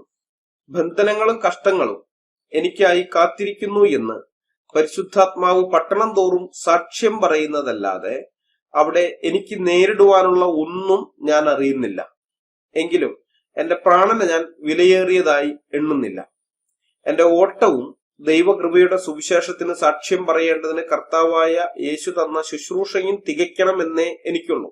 എന്നാൽ നിങ്ങളുടെ ഇടയിൽ ദൈവരാജ്യം പ്രസംഗിച്ചുകൊണ്ട് നടന്നവനായ എന്റെ മുഖം നിങ്ങൾ ആരും ഇനി കാണുകയില്ല എന്ന് ഞാൻ അറിയുന്നു. അപ്പോസ്തല പ്രവൃത്തി 20-ാം അധ്യായത്തിന്റെ 19 മുതൽ 25 വരെ. യെരുശലേമിൽ ബന്ധനങ്ങളും കഷ്ടങ്ങളും തന്നെ കാത്തിരിക്കുന്നുണ്ട് എന്നറിഞ്ഞിട്ടും അതിനെക്കുറിച്ചോർത്ത് ഭയപ്പെടാതെയും ഭാരപ്പെടാതെയും യെരുശലേമിലേക്ക് തന്നെ പോകുന്ന പൗലോസ് അപ്പോസ്തലനെയാണ് നമ്മളിവിടെ കാണുന്നത്. അവിടെ ഈ പണവും കൊണ്ട് അങ്ങോട്ട് ചെന്ന് കഴിഞ്ഞാൽ തനിക്ക് അവിടെ കഷ്ടപ്പാടും ദുരിതവും ബുദ്ധിമുട്ടും ഒക്കെയാണ്. അത് പൗലോസിന് അറിയാം. എന്നിട്ടും പൗലോസ് അങ്ങോട്ട് തന്നെ പോവുകയാണ്, ഭയന്ന് പിന്മാറുന്നില്ല. അടുത്ത അധ്യായത്തിൽ, അതായത് 21-ാം അധ്യായത്തിൽ പൗലോസിന്റെ നിശ്ചയദാർഢ്യം കുറെ കൂടെ വ്യക്തമായി നമുക്ക് കാണാൻ സാധിക്കുന്നുണ്ട്. അപ്പോസ്തല പ്രവൃത്തി 21-ാം അധ്യായത്തിന്റെ 9 മുതൽ 14 വരെയുള്ള വാക്യങ്ങൾ. ഞങ്ങൾ അവിടെ വളരെ ദിവസം പാർത്തിരിക്കുമ്പോൾ അഗബോസ് എന്ന ഒരു പ്രവാചകൻ യഹൂദ്യയിൽ നിന്ന് വന്നു. അവൻ ഞങ്ങളുടെ അടുക്കൽ വന്ന് പൗലോസിന്റെ അരക്കച്ച എടുത്ത് തന്റെ കൈകാലുകളെ കെട്ടി, ഈ അരക്കച്ചയുടെ ഉടമസ്ഥനെ യഹൂദന്മാർ യെരുശലേമിൽ ഇങ്ങനെ കെട്ടി ജാതികളുടെ കയ്യിൽ ഏൽപ്പിക്കും എന്ന് പരിശുദ്ധാത്മാവ് പറയുന്നു എന്ന് പറഞ്ഞു. ഇത് കേട്ടപ്പോൾ യെരുശലേമിൽ പോകരുത് എന്ന് ഞങ്ങളും അവിടുത്തുകാരും അവനോട് അപേക്ഷിച്ചു. അതിന് പൗലോസ്, നിങ്ങൾ കരഞ്ഞ് എന്റെ ഹൃദയം ഇങ്ങനെ തകർക്കുന്നത് എന്ത്? കർത്താവായ യേശുവിന്റെ നാമത്തിനു വേണ്ടി ബന്ധിക്കപ്പെടുവാൻ മാത്രമല്ല യെരുശലേമിൽ മരിപ്പാനും ഞാൻ ഒരുങ്ങിയിരിക്കുന്നു എന്ന് ഉത്തരം പറഞ്ഞു. അവനെ സമ്മതിപ്പിച്ചുകൂടായിയാൽ കർത്താവിന്റെ ഇഷ്ടം നടക്കട്ടെ എന്ന് പറഞ്ഞ് ഞങ്ങൾ മിണ്ടാതിരുന്നു. അവിടുത്തെ താമസം കഴിഞ്ഞിട്ട് ഞങ്ങൾ യാത്രയ്ക്ക് കോക്കുകൂട്ടി യെരുശലേമിലേക്ക് പോയി. അപ്പോസ്തല പ്രവൃത്തി 21-ന്റെ 9 മുതൽ 14 വരെയുള്ള വാക്യങ്ങൾ. പൗലോസ് എന്തുകൊണ്ടാണ് യെരുശലേമിലേക്ക് പോകാൻ ഇത്ര നിർബന്ധം പിടിച്ചതെന്നറിയാമോ? യെരുശലേമിലെ ക്രിസ്ത്യാനികൾ മഹാകഷ്ടത്തിലൂടെ കടന്നു പോവുകയാണ്. അവർക്ക് സഹായം ആവശ്യമുണ്ട്. അവർക്ക് വേണ്ടി പല സഭകളിൽ നിന്നും പിരിച്ചെടുത്ത തുക യെരുശലേമിൽ കൊണ്ടുപോയി ഏൽപ്പിക്കേണ്ടത് തന്റെ ഉത്തരവാദിത്തമാണ് എന്ന ബോധ്യം പൗലോസിനുണ്ടായിരുന്നു. അതുകൊണ്ടാണ് എന്തൊക്കെ കഷ്ടങ്ങൾ യെരുശലേമിൽ തനിക്കുണ്ടായാലും താൻ യെരുശലേമിലേക്ക് തന്നെ പോകുമെന്ന് പൗലോസ് നിശ്ചയിച്ചത്. കഷ്ടം അനുഭവിക്കുന്ന യെരുശലേമിലെ വിശ്വാസികൾക്ക് വേണ്ടി പണവുമായിട്ടാണ് താൻ യെരുശലേമിലേക്ക് വന്നത് എന്ന് ദേശാധിപതിയായ ഫെലിക്സ് പൗലോസിനെ വിസ്തരിക്കുന്ന സമയത്ത് ഒരു വിസ്താരമൊക്കെ നടക്കുന്നുണ്ട്. ആ സമയത്ത് അപ്പോസ്തല പ്രവൃത്തി 24-ാം അധ്യായത്തിന്റെ 17-ാമത്തെ വാക്യത്തില് പൗലോസ് തന്നെ പറയുന്നുണ്ട്, ഞാൻ വളരെ കാലം കൂടിയിട്ട് എന്റെ ജനത്തിന് ദ്രവ്യം കൊണ്ടുവന്നതാണ്, കാശ് കൊണ്ടുവന്നതാണ് എന്ന് പറയുന്നുണ്ട്.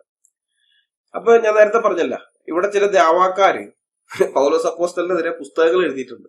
യെരുശലേമിലുള്ള ക്രിസ്ത്യാനികളും പൗലോസും തമ്മിൽ പൊരിഞ്ഞ പോരാട്ടമായിരുന്നു എന്നും പറഞ്ഞു. അവന്മാരൊന്നും ബൈബിള് വായിച്ചിട്ടില്ല, അല്ലെങ്കിൽ ഇവർക്ക് വായിച്ചാൽ മനസ്സിലാകില്ല, ബൈബിള് വായിച്ചാൽ മനസ്സിലാകില്ല. ഈ മുഹമ്മദ് ഈസയ്ക്കൊന്നും ഒട്ടും മനസ്സിലാവില്ല. അതുകൊണ്ടാണ് അവൻ ക്രിസ്ത്യാനിറ്റിയൊക്കെ ഉപേക്ഷിച്ച് ഇസ്ലാമിലേക്ക് പോയത്. അപ്പൊ ഇവർക്ക് ഇതൊന്നും മനസ്സിലാവാത്തതുകൊണ്ടാണ് ഇങ്ങനെയുള്ള വിവരക്കേടുകൾ എഴുന്നള്ളിക്കുന്നത്.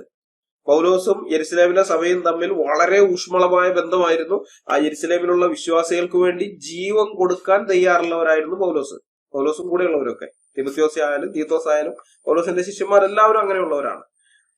ഇവരെ കുറിച്ച് യെരുശലേം സഭയുടെ സാക്ഷ്യവും അങ്ങനെ തന്നെയാണ്. അപ്പോസ്തല പ്രവൃത്തി 15-ാം അധ്യായത്തിൽ നമ്മൾ വായിക്കുന്നുണ്ട്, യേശു ക്രിസ്തുവിന് വേണ്ടി പ്രാണത്യാഗം ചെയ്യാൻ ഒരുങ്ങിയിരിക്കുന്ന, പ്രാണം വെച്ചു കൊടുക്കാൻ തയ്യാറുള്ളവർ എന്നാണ് യെരുശലേം സഭയുടെ അവരെഴുതുന്ന കത്ത്. അന്ത്യോക്യയിലേക്ക് അവരെഴുതുന്ന കത്തില് ആ സഭ ഇവരെ കുറിച്ച് പറയുന്ന സാക്ഷ്യം അതാണ്. അപ്പൊ അതൊന്നും ഇവന്മാർക്ക് അറിഞ്ഞുകൂടാ. അതുകൊണ്ടാണ് പൗലോസ് യെരുശലേം സഭയും തമ്മിൽ അവിടുത്തെ വിശ്വാസികളും തമ്മിൽ പൊരിഞ്ഞടിയായിരുന്നു എന്നൊക്കെ ഇവന്മാർ എഴുതി വെച്ചിരിക്കുന്നത്. പക്ഷേ ബൈബിൾ അങ്ങനെയല്ല പറയുന്നത്. ബൈബിൾ വായിച്ചാൽ നമുക്ക് മനസ്സിലാകുന്ന കാര്യം പൗലോസ് യെരുശലേമിലുള്ള ക്രിസ്ത്യാനികളെ സ്വന്തം ജീവനേക്കാൾ അധികമായി സ്നേഹിച്ചിരുന്നു എന്നുള്ള കാര്യമാണ്. യെരുശലേമിലുള്ള ക്രിസ്ത്യാനികൾ പൗലോസിനെയും അങ്ങനെ സ്നേഹിച്ചിരുന്നു. അതുകൊണ്ടാണ് ക്ഷാമത്തിന്റെ അനന്തരഫലമായി യെരുശലേമിലെ ക്രിസ്ത്യാനികൾ കഷ്ടപ്പെടുന്നു എന്നറിഞ്ഞപ്പോ പൗലോസ് അപ്പോസ്തലൻ അവർക്ക് വേണ്ടി മറ്റുള്ള സഭകളിൽ നിന്ന് പിരിവെടുത്ത് ആ പണവും കൊണ്ട് സ്വന്തം ജീവനെ പോലും തൃണവൽക്കണിച്ച് യെരുശലേമിലേക്ക് പോയത്. അപ്പൊ ബൈബിളിൽ ഞങ്ങൾക്ക് ഇങ്ങനെ കുറെ മാതൃകാ വ്യക്തിത്വങ്ങളുണ്ട്. അവരെയൊക്കെ ഞങ്ങൾ പിൻപറ്റുന്നിടത്തോളം കാലം ജിഹാദികളെ ഞങ്ങൾ ഭീരുക്കളാവുകയില്ല. ഞങ്ങളുടെ ഉള്ളിലുള്ള ആത്മാവ് അത് ഭീരുത്വത്തിന്റെ ആത്മാവുമല്ല. അതുകൊണ്ടാണ് കൊല്ലപ്പെടും എന്നുറപ്പുള്ളിടത്ത് ഞങ്ങൾ പോയി സുവിശേഷം അറിയിക്കുന്നത്. മനസ്സിലായോ? ആഫ്രിക്കയിലും ഏഷ്യയിലും തെക്കേ അമേരിക്കയിലും വടക്കേ അമേരിക്കയിലും ഒക്കെ നരഭോജികളായിരുന്ന പല ഗോത്രങ്ങളും ഇന്ന് മറ്റുള്ളവരെ സ്നേഹിക്കുകയും പരിഗണിക്കുകയും ചെയ്യുന്ന പരിഷ്കൃത മനുഷ്യരായി തീർന്നിട്ടുള്ളതിന് കാരണം സുവിശേഷം അവരുടെ ജീവിതത്തിൽ മാറ്റം വരുത്തി എന്നുള്ളതാണ്. അവരുടെ അടുത്തേക്ക് സുവിശേഷം അറിയിക്കാൻ പോയ പല മിഷണറിമാരെയും ആദ്യകാലത്ത് അവര് കൊന്നു തിന്നിട്ടുണ്ട്. അവർ പിടിച്ചു കൊന്നു തിന്നിട്ടുണ്ട്. അത് അറിഞ്ഞുകൊണ്ട് തന്നെ ആയിരുന്നു അടുത്ത ആളുകൾ അങ്ങോട്ട് പോയത്. മനസ്സിലാകുന്നുണ്ടാ? അറിവില്ലാന്നൊന്നുമല്ല. ഈ സംഭവം അറിഞ്ഞു കഴിയുമ്പോ അവിടെയുള്ള ആൾക്കാരെ ഓർത്ത് പ്രാർത്ഥിച്ച് കുറെ നാൾ പ്രാർത്ഥിച്ചു കഴിയുമ്പോൾ ദൈവം തന്നെ അവരുടെ ബോധ്യം കൊടുക്കും, നീ ചെല്ല് എന്നുള്ളത്. അപ്പോഴാണ് അവര് പോകുന്നത്, അടുത്ത ആള് പോകുന്നത്. പോകുമ്പോ അവർക്കറിയാം നല്ലൊരു ശവസംസ്കാരം പോലും ലഭിക്കുകയില്ല എന്ന് മാത്രമല്ല, ശരീരം വെട്ടിമുറിച്ച് കഷ്ണങ്ങളാക്കി പാചകം ചെയ്ത് ഭക്ഷിക്കും. അതറിഞ്ഞുകൊണ്ട് തന്നെയാണ് ആ ജനവിഭാഗങ്ങളുടെ ഇടയിലേക്ക് സുവിശേഷവുമായിട്ട് അവർ പോയിട്ടുള്ളത്. അപ്പൊ അങ്ങനെ ഉള്ള ഒരു പാരമ്പര്യത്തിന്റെ പതാകവാഹകരാണ് ഞങ്ങള്. ഞങ്ങൾക്ക് മുമ്പുള്ളവർ കാണിച്ച ആ ധൈര്യത്തിന്റെ 100-1 ഞങ്ങൾ കാണിക്കാതിരിക്കുമോ? അവരൊക്കെ കാണിച്ച ആ ധൈര്യത്തിന്റെ അത്രയൊന്നും ഞങ്ങളെ കൊണ്ട് ചിലപ്പോ പറ്റിയില്ല എന്ന് വരാം. പക്ഷെ അതിന്റെ 100-1 ഞങ്ങൾ കാണിക്കാതിരിക്കും. അതുകൊണ്ട് ഞങ്ങളെ പേടിപ്പിച്ച് നിശബ്ദരാക്കാമെന്ന് നിങ്ങൾ സ്വപ്നം കാണണ്ട. ഞങ്ങൾക്ക് അഭിമാനിക്കാനുള്ള പാരമ്പര്യം എന്ന് പറയുന്നത് ഇങ്ങനെയുള്ളതാണ്. ഇവിടെ കുറെ എണ്ണം ഉണ്ട് 2000 വർഷത്തെ പാരമ്പര്യം പറഞ്ഞുകൊണ്ട് ഞങ്ങളെ ചോദ്യം ചെയ്യാൻ വരുന്നത്. നീയൊക്കെ ഇന്നലെ ഉണ്ടായവനല്ലടാ, കഴിഞ്ഞ നൂറ്റാണ്ടിൽ ഉണ്ടായവനല്ലടാന്ന് ചോദിച്ചുകൊണ്ട്. ഈ 2000 വർഷത്തെ പാരമ്പര്യം പറയുന്നവന്മാരെ ജിഹാദികളൊന്ന് നോക്കി കണ്ണുരുട്ടിയാൽ മതി, അപ്പൊ തന്നെ മാപ്പേ മാപ്പ് എന്നും പറഞ്ഞ് അവരുടെ പുറകെ നടക്കും. വേണമെങ്കിൽ മാപ്പ് തരൂ മഹാനിധേ എന്നുള്ള പാട്ടും പാടി കേൾപ്പിക്കും. ആ ടീംസാണ് ഞങ്ങളുടെ പാരമ്പര്യവും അന്വേഷിച്ചുകൊണ്ട് നടക്കുന്നത്. ഏതായാലും ഇതുപോലത്തെ നാണം കെട്ട പാരമ്പര്യം ഞങ്ങൾക്കില്ല എന്ന് മാത്രമേ അത്തരക്കാരോട് പറയാനുള്ളൂ എന്ന് പറഞ്ഞ് ഞാനത് വിടുകയാണ്. ഞങ്ങളുടെ പാരമ്പര്യം അന്വേഷിക്കുന്നവർക്കുള്ള മറുപടി ദൈവം അനുവദിച്ചാൽ ഞാൻ വേറെ വീഡിയോ ആയി തന്നെ ചെയ്യുന്നുണ്ട്. ശരി, നമുക്ക് ജിഹാദികളുടെ കേസ് അറ്റൻഡ് ചെയ്യാം. അപ്പൊ ജിഹാദികളെ, നിങ്ങളുടെ പ്രശ്നം എന്താണെന്ന് വെച്ചാൽ, ഞങ്ങൾക്കുള്ളതുപോലെ നല്ല മാതൃകാ പുരുഷന്മാർ നിങ്ങൾക്കില്ല എന്നുള്ളതാണ്. നിങ്ങൾ മാതൃകയാക്കുന്നത് നിങ്ങളുടെ പ്രവാചകനെയാണ്, അതായത് മുഹമ്മദിനെ. നിങ്ങളുടെ ആ പ്രവാചകനാണെങ്കിൽ നല്ല ഒന്നാന്തരം ഭീരുവായിരുന്നു, നല്ല ഒന്നാന്തരം ഭീരു. അയാളെ കണ്ടാണല്ലോ നിങ്ങൾ പഠിക്കുന്നത്. സ്വാഭാവികമായും ജിഹാദികളെ നിങ്ങളും ഭീരുക്കളാണ്, നിങ്ങളും ഭീരുക്കളാണ്. ആ ഭീരുത്വമാണ് ഇതുപോലെയുള്ള കാര്യങ്ങൾ ചെയ്യാൻ നിങ്ങളെ പ്രേരിപ്പിക്കുന്നത്. മനസ്സിലായ? നിങ്ങളുടെ പ്രവാചകൻ ഭീരുവായിരുന്നു എന്ന് ഞാൻ വെറുതെ പറയുന്നതല്ല, പ്രമാണം വെച്ച് തെളിയിച്ചു തരാൻ പറ്റും. മക്കയിലെ ബഹുദൈവാരാധകരുടെ മുമ്പിൽ പ്രവാചകത്വം അവകാശപ്പെട്ട് ഇസ്ലാം എന്ന പുതിയ മതത്തെ അവതരിപ്പിച്ചു കഴിഞ്ഞതിന് ശേഷം ആരംഭത്തിൽ മുഹമ്മദും മക്കക്കാരും തമ്മിൽ വലിയ പ്രശ്നങ്ങളൊന്നും ഉണ്ടായിരുന്നില്ല. എന്നാൽ പിന്നീട് മുഹമ്മദിന്റെ കയ്യിലിരിപ്പ് കാരണം മക്കക്കാരുമായുള്ള മുഹമ്മദിന്റെ ബന്ധത്തിൽ അസ്വാരസ്യങ്ങൾ ഉണ്ടായി. ആധുനിക കാലത്ത് സക്കീർ നായിക്കും എം അക്ബറും തുടങ്ങി എല്ലാ ദാവക്കാരും മറ്റ് മതക്കാരുടെ വിശ്വാസങ്ങളെയും ആചാരങ്ങളെയും കയറി ചൊറിയുന്നത് പോലെ മുഹമ്മദ് മക്കയിലുള്ളവരുടെ വിശ്വാസങ്ങളെയും ആചാരങ്ങളെയും ചൊറിയാൻ തുടങ്ങിയതോടെയാണ് ഈ അസ്വാരസ്യങ്ങളൊക്കെ ഉണ്ടായത്. അതിനിടയിലാണ് മുഹമ്മദ് സാത്താന്റെ ആയത്തുകൾ ചൊല്ലുന്നത്. Satanic verses Salman Rushdie novel എഴുതിയല്ലോ, ഇതിനെ ബേസ് ചെയ്ത് എഴുതിയതാണ്, ഇതിനെ അടിസ്ഥാനപ്പെടുത്തി എഴുതിയതാണ്. അപ്പൊ ഈ സാത്താന്റെ ആയത്തുകൾ ചൊല്ലി പിന്നീട് അത് മാറ്റി പറഞ്ഞെങ്കിലും അതോടെ സ്വന്തം അനുയായികളുടെ മുമ്പിലും മുഹമ്മദിന്റെ വിശ്വാസ്യത ചോദ്യചിഹ്നമായി. മുഹമ്മദ് ചൊല്ലുന്ന ആയത്തുകൾ ജിബ്രീൽ കൊണ്ടുവന്ന് കൊടുത്തതാണോ അതോ സാത്താൻ കൊടുത്തതാണോ എന്ന് അനുയായികൾക്ക് സംശയമായി. എങ്ങനെ അറിയാൻ പറ്റും? ഇപ്പൊ ഒരു കാര്യം പറയുന്നു, നാളെ അല്ലെങ്കിൽ ഒരു മാസം അല്ലെങ്കിൽ ഒരു കൊല്ലം കഴിഞ്ഞിട്ട് അയ്യോ അന്ന് പറഞ്ഞ ആ ആയത്തുണ്ടല്ലോ അത് ജിഹാദ് ഇതായിരുന്നു, ഈ അള്ളാഹുവിൽ നിന്നുള്ളതല്ല, അത് സാത്താൻ ജിബ്രീലിന്റെ കയ്യിൽ കൊടുത്തിട്ട് ജിബ്രീൽ അത് എന്റെ കയ്യിൽ കൊണ്ട് തന്നതാണ്, അത് സാത്താന്റെയാണ്, അതുകൊണ്ട് നിങ്ങൾ ഇനി മുതൽ ആ ആയത്ത് അനുസരിക്കേണ്ട കേട്ടോ എന്ന് പറഞ്ഞ് നാളെ അത് മുഹമ്മദ് മാറ്റി പറയാം എന്നുള്ള ഒരു ചിന്ത മക്കയിലുള്ള മുസ്ലിങ്ങളുടെ ഇടയിൽ ഉണ്ടായി. മനസ്സിലായോ? അപ്പൊ അങ്ങനെ മക്കയിലുള്ള മറ്റുള്ളവർ, ഈ ഖുറൈശിക്കാര് മൊത്തം, അതായത് ബഹുദൈവാരാധകരായിരിക്കുന്ന ഖുറൈശികൾ മൊത്തം മുഹമ്മദിനെതിരാണ്. അതിനിടയിലാണ് ഈ സാത്താന്റെ വചനം ചൊല്ലിയതോടുകൂടി മുസ്ലിങ്ങൾക്കും മുഹമ്മദിന് ഡൗട്ട് അടിക്കാൻ തുടങ്ങി. അപ്പൊ അങ്ങനെ സാഹചര്യങ്ങളെല്ലാം പ്രതികൂലമായപ്പോൾ അതിനെ നേരിടാൻ ധൈര്യമില്ലാതെ മുഹമ്മദ് മക്കയിൽ നിന്ന് രഹസ്യമായി പലായനം ചെയ്യാനാണ് പ്ലാൻ ഇടുന്നത്. അത് ഭീരുക്കളുടെ സ്വഭാവമാണ്. ഒരു പ്രശ്നം വരുമ്പോ, പ്രത്യേകിച്ച് നേതാവ് എന്ന് പറഞ്ഞു നിൽക്കുന്നവൻ, ഒരു പ്രശ്നം വരുമ്പോ ആ പ്രശ്നത്തിനെ ഫേസ് ചെയ്ത് അനുയായികൾക്കെല്ലാം മാതൃകയാകുന്ന വിധത്തിൽ ആ പ്രശ്നത്തിനെ നേരിട്ട് അതിനൊരു പരിഹാരം ഉണ്ടാക്കുകയോ ആ പ്രശ്നത്തെ അതിജീവിക്കുകയോ ചെയ്യേണ്ടതിന് പകരം അത് ചെയ്യാതെ രഹസ്യമായി ഓടിപ്പോകാൻ പ്ലാൻ ഇടുകയാണ്. ഇത് തന്നെയാണ് മുഹമ്മദ് ഭീരു ആണെന്നുള്ളതിന് ഒന്നാന്തരം തെളിവ്. ഇഷ്ടം പോലെ തെളിവുകൾ വേറെയുണ്ട്, ഹദീസുകളിൽ ഇഷ്ടം പോലെയുണ്ട്. നിങ്ങൾക്ക് ആവശ്യമുണ്ടെന്നുണ്ടെങ്കിൽ ഇതിന്റെ കീഴെ വന്ന് കമന്റ് ഇട്ട് ചൊറിയാണെങ്കിൽ അത്തരം ഹദീസുകൾ ഇഷ്ടം പോലെ തരാം കേട്ടാ. ഇനി മുഹമ്മദ് പലായനം ചെയ്തത് മദീനയിലേക്കാണ്. നമ്മൾ അങ്ങനെയാണല്ലോ വായിച്ചിട്ടുള്ളത്, ഹിജ്റ പോകുന്നത് മദീനയിലേക്ക് ഹിജ്റ പോയി എന്നും പറഞ്ഞു. പക്ഷെ ആദ്യം അങ്ങോട്ട് പോകാനല്ല മുഹമ്മദ് ഉദ്ദേശിച്ചത്. മുഹമ്മദ് പോയത് ആദ്യം ഉദ്ദേശിക്കുന്നത് വേറെ സ്ഥലത്തേക്കാണ്. ത്വായിഫ് എന്ന് പറയുന്ന സ്ഥലമുണ്ട്, ത്വായിഫിലേക്ക് പോകാനാണ് മുഹമ്മദ് ഉദ്ദേശിച്ചത്. CN അഹമ്മദ് മൗലവി പരിഭാഷപ്പെടുത്തിയ സ്വഹീഹുൽ ബുഖാരിയുടെ മുഖവുരയിൽ നിന്ന് ഞാൻ വായിക്കാം. മക്കക്കാരുടെ ആകെ നിലപാട് കണ്ടപ്പോൾ തന്നെ സഹായിക്കുവാൻ മറ്റു വല്ലവരെയും കൂട്ടുകിട്ടുമോ എന്ന് നോക്കുവാൻ സയ്യിദ് ഇബ്നു ഹാരിസിനെയും കൂട്ടി തിരുമേനി തായിഫിലേക്ക് പോയി. അവിടുത്തെ നേതാക്കന്മാരെ കണ്ട് ഇസ്ലാം മതത്തെക്കുറിച്ച് സംസാരിച്ചപ്പോൾ അവരത് ശ്രദ്ധിക്കുവാൻ സന്നദ്ധരായില്ലെന്ന് മാത്രമല്ല, സ്വദാസന്മാരെയും പോക്കിരികളെയും തിരുമേനിയുടെ നേരെ ഇളക്കി വിടുക കൂടി ചെയ്തു. അവർ കല്ലെടുത്തെറിയുക മൂലം തിരുമേനിക്കും സെയ്ദിനും പരിക്കുപറ്റി. അങ്ങനെ നിരാശയോടെയാണ് മടങ്ങേണ്ടി വന്നത്. CN അഹമ്മദ് മൗലവി സഹീഹുൽ ബുഖാരിയുടെ മുഖവര പേജ് 36. മുഹമ്മദിനെയൊക്കെ കല്ലെറിഞ്ഞു ഓടിപ്പിച്ചു. അവിടെ ചെന്ന് കഴിഞ്ഞപ്പോ ത്വായിഫിലുള്ള ആൾക്കാര് മുഹമ്മദിന്റെ സ്വഭാവമൊക്കെ ശരിക്കും മനസ്സിലാക്കിയിരുന്നു. അതുകൊണ്ടാണ് കല്ലെടുത്തെറിഞ്ഞു ഓടിപ്പിച്ചത്. ഇനി പ്രമുഖ ഇസ്ലാമിക വാരികയായ നേർപഥത്തിൽ മുഹമ്മദ് നബി ത്വായിഫിലേക്ക് എന്ന പേരിൽ ഇസ്ലാമിക പണ്ഡിതൻ ഫദ്ലുൽ ഹഖ് ഉമരി 2019 മാർച്ച് 30 എഴുതിയ ലേഖനത്തിൽ നിന്നും ഉദ്ധരിക്കാം. മക്കയിൽ നിന്ന് 80 കിലോമീറ്ററോളം അകലെയുള്ള സ്ഥലമാണ് ത്വായിഫ്. നബി കാൽനടയായി ത്വായിഫിലേക്ക് പുറപ്പെട്ടു.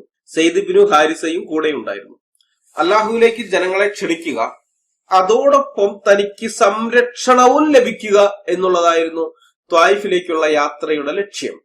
ശ്രദ്ധിക്കണേ, ആളുകളെ ഇസ്ലാമിലേക്ക് ക്ഷണിക്കുക എന്നുള്ളത് മാത്രമല്ല, അതിനേക്കാളും പ്രധാനപ്പെട്ടത് അതോടൊപ്പം തന്നെ തനിക്ക് സംരക്ഷണം ലഭിക്കുക എന്നുള്ളതായിരുന്നു ത്വായിഫിലേക്കുള്ള യാത്രയുടെ ലക്ഷ്യം. അങ്ങനെയാണ് ഈ പണ്ഡിതൻ എഴുതി വച്ചിരിക്കുന്നത്. മുഹമ്മദിന്റെ ഇരട്ടത്താപ്പ് കൂടിയാണ് ഇവിടെ വെളിപ്പെടുന്നത്. കാരണം എന്താണെന്നറിയോ? സൂറ 4:45 അള്ളാഹു മുസ്ലിങ്ങളോട് പറയുന്നത് നമ്മൾ ഇങ്ങനെയാണ് വായിക്കുന്നത്: അള്ളാഹു നിങ്ങളുടെ ശത്രുക്കളെ പറ്റി നന്നായി അറിയുന്നവനാകുന്നു. നിങ്ങൾക്ക് രക്ഷകനായി അള്ളാഹു മതി, സഹായിയായും അള്ളാഹു തന്നെ മതി. പറയാണ് ഖുർആനകത്ത് ഈ കൽപ്പന. മുഹമ്മദാണല്ലോ ഇത് ജനങ്ങളോട് പറഞ്ഞിരിക്കുന്ന ഈ കൽപ്പന, അല്ലാണ്ട് അള്ളാഹു നേരിട്ട് പറഞ്ഞിട്ടൊന്നുമില്ലല്ലോ. അപ്പൊ ബൈബിളില് നമ്മൾ കാണുന്നുണ്ട് ദൈവം നേരിട്ട് ജനത്തോട് സംസാരിക്കുന്നത്. പുറപ്പാട് പുസ്തകം 19-ാം അധ്യായം 20-ാം അധ്യായത്തിലൊക്കെ നമ്മൾ കാണുന്നുണ്ട്. ദൈവം സിനായി പർവ്വതത്തിൽ ഇറങ്ങുകയും അവിടെ നിന്ന് ജനത്തോട് സംസാരിക്കുകയും ചെയ്തു. ജനം അത് കേട്ട് ഭയപ്പെടുന്നുണ്ട്. ശബ്ദം അവർക്ക് സഹിക്കാൻ പറ്റുന്നില്ല. അവർ പറഞ്ഞു, അയ്യോ ഞങ്ങൾ മരിച്ചു പോകും, ദൈവത്തിന്റെ ശബ്ദം കേട്ടാൽ ഞങ്ങൾ മരിച്ചു പോകും, അതുകൊണ്ട് ഇനി ഞങ്ങളോട് സംസാരിക്കണ്ട, മോശ ദൈവത്തോട് സംസാരിച്ചിട്ട് മോശ വന്ന് ഞങ്ങളോട് പറഞ്ഞാൽ മതി. അപ്പോഴാണ് പിന്നെ ജനത്തോട് ഡയറക്റ്റ് സംസാരിക്കുന്നത് ദൈവം അവസാനിപ്പിക്കുന്നത്. അതുപോലെയൊന്നും അല്ലല്ലോ ഇവിടെ അള്ളാഹുവിന്റെ കാര്യം. അള്ളാഹു എന്ന് പറയുന്ന സംഗതിനെ ആരും കണ്ടിട്ടില്ല. മുഹമ്മദ് കണ്ടിട്ടില്ല, ജിബ്രീൽ കണ്ടിട്ടില്ല, ആരും കണ്ടിട്ടില്ല. ഈ സാധനം ഒരിക്കലും ജനത്തോട് അല്ലെങ്കിൽ മുഹമ്മദിനോട് ഒരാളോട് നേരിട്ട് സംസാരിച്ചിട്ടുമില്ല. ഇവിടെ അള്ളാഹു പറയുന്നതായിട്ട് മലക്കു എന്ന് പറഞ്ഞു എന്ന് മുഹമ്മദ് പറഞ്ഞിട്ട് മുഹമ്മദ് സ്വഹായിമാരോട് പറയുന്നു, സ്വഹായിമാര് ജനത്തെ പഠിപ്പിക്കുന്നത്. അങ്ങനെയാണ് അതിന്റെ ഇസ്ലാമിനകത്തുള്ള ആ ചെയിൻ വരുന്നത്. അങ്ങനെയാണ്. അപ്പൊ ഏതായാലും അള്ളാഹു പറഞ്ഞതായി ജിബ്രീൽ മുഹമ്മദിനോട് പറഞ്ഞിരിക്കുന്ന ആയത്താണിത്. അല്ലെങ്കിൽ മുഹമ്മദ് സ്വഹായിമാരോട് പറയാണ് ഇത് അള്ളാഹുവിന്റെ വചനമാണ്. എന്ത്? അള്ളാഹു നിങ്ങളുടെ ശത്രുക്കളെ പറ്റി നന്നായി അറിയുന്നവനാകുന്നു. നിങ്ങൾക്ക് രക്ഷകനായി അള്ളാഹു മതി, സഹായിയായും അള്ളാഹു തന്നെ മതി. ഇത് പഠിപ്പിച്ചിട്ടുള്ള മുഹമ്മദാണ് തന്റെ ജീവിതത്തിൽ ഒരു പ്രശ്നം വന്നപ്പോ രക്ഷകനായിട്ട് എനിക്ക് അള്ളാഹു ഉണ്ട്, സഹായിയായിട്ട് എനിക്ക് അള്ളാഹു ഉണ്ട്, ഞാൻ ഒരാളുടെയും സഹായം തേടി പോകില്ല എന്ന് പറയാതെ രഹസ്യമായി ത്വായിഫിലേക്ക് ഓടി സഹായം വല്ലതും കിട്ടുമെന്ന് അറിയാൻ വേണ്ടി. മനസ്സിലായി? ഒറ്റ പ്രാവശ്യമല്ല, ഇനി ഇതുപോലത്തെ ഇഷ്ടംപോലെ ആയത്തുകളുണ്ട്. സൂറ 8:62. ഇനി അവർ നിന്നെ വഞ്ചിക്കാൻ ഉദ്ദേശിക്കുന്ന പക്ഷം തീർച്ചയായും നിനക്ക് അള്ളാഹു മതി.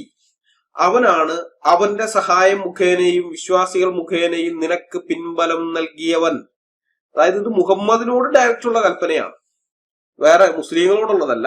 മുഹമ്മദിനോട് പറയുകയാണ്, അവർ നിന്നെ വഞ്ചിക്കാൻ ഉദ്ദേശിക്കുന്ന പക്ഷം തീർച്ചയായും നിനക്ക് അള്ളാഹു മതി, വേറൊരാളും വേണ്ട, അള്ളാഹു മാത്രം മതി. അവനാണ് അവന്റെ സഹായം മുഖേനയും പിന്നെ വിശ്വാസികൾ അതായത് മുസ്ലിങ്ങൾ മുഖേനയും നിനക്ക് പിൻബലം നൽകിയവൻ എന്ന് പറയാണ്.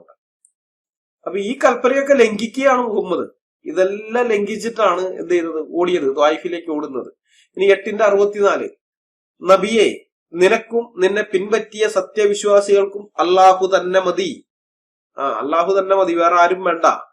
പക്ഷെ മുഹമ്മദ് പറഞ്ഞല്ല, അത് ശരിയാവില്ല. അള്ളാഹു സാങ്കല്പിക ജീവിയാണ്. ആ പുള്ളി ഇന്ന് വരെ എന്നോട് നേരിട്ട് സംസാരിച്ചിട്ടില്ല, എന്നെ കൊണ്ട് ഒരു അത്ഭുതവും ചെയ്യിച്ചിട്ടില്ല. അപ്പൊ ആ പുള്ളി സഹായിക്കും എന്നൊക്കെ പറഞ്ഞ് കാത്തിരുന്നു കഴിഞ്ഞാൽ എന്നെ ഇവന്മാര് ഒടിയാക്കും, എന്നെ തല്ലിക്കൊല്ലേ ഉള്ളൂ.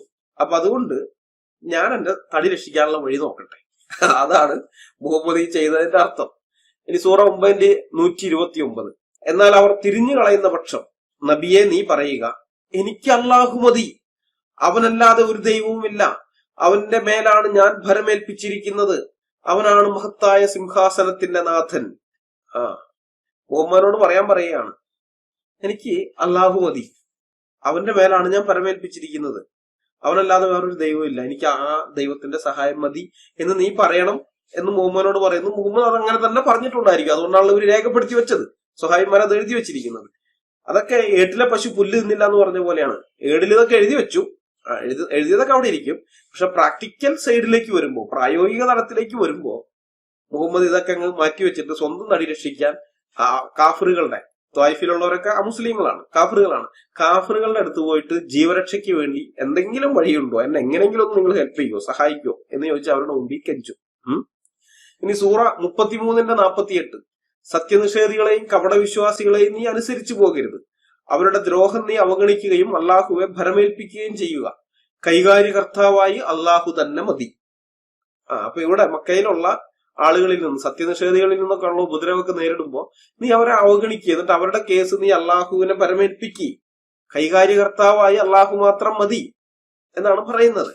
അപ്പൊ ഖുർആനിൽ ഇങ്ങനെ ആവർത്തിച്ചു വരുന്നൊരു കൽപ്പനയാണ് നിങ്ങൾക്ക് അള്ളാഹു മാത്രം മതി എന്നുള്ളത്. നിങ്ങൾക്ക് എന്ന് പറയുന്നത് മുസ്ലിങ്ങളോട് മാത്രമല്ല, നബിയെ എന്ന് പറഞ്ഞുകൊണ്ട് പേഴ്സണലായിട്ട് മുഹമ്മദിനോട് അത് തന്നെയാണ് പറയുന്നത്.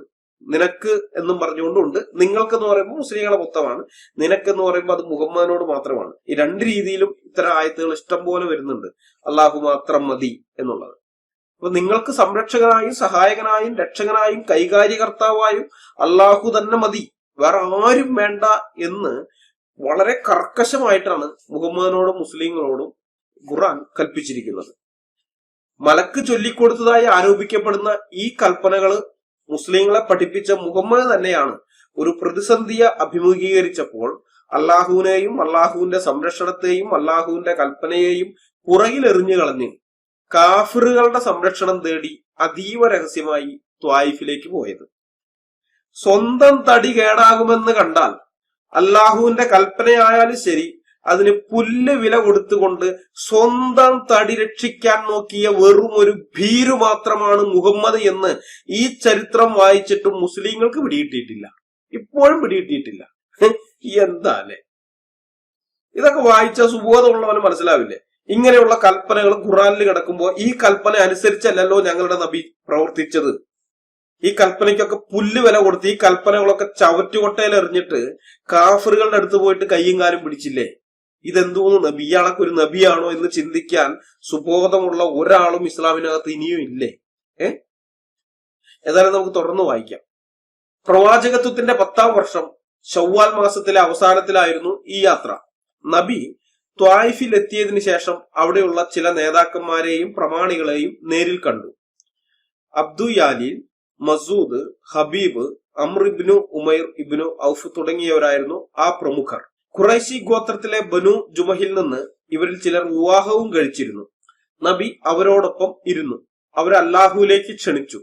ഞാൻ കൊണ്ടുവന്ന ആദർശത്തിൽ നിങ്ങൾ എന്നെ സഹായിക്കണമെന്നും എന്റെ ജനതയിൽ നിന്ന് എനിക്കെതിരായി നിന്ന ആളുകൾക്കെതിരെ നിങ്ങൾ എന്നോടൊപ്പം നിൽക്കണമെന്നും നബി അവരോട് ആവശ്യപ്പെട്ടു. പ്രത്യേകം ശ്രദ്ധിക്കണേ, ഞാൻ കൊണ്ടുവന്ന ആദർശത്തിൽ നിങ്ങൾ വിശ്വസിക്കണമെന്നല്ല മുഹമ്മദ് അവരോട് പറയുന്നത്, ഞാൻ കൊണ്ടുവന്ന ആദർശത്തിൽ നിങ്ങൾ എന്നെ സഹായിക്കണമെന്നാണ് മുഹമ്മദ് കാഫിറുകളോട് അപേക്ഷിക്കുന്നത്.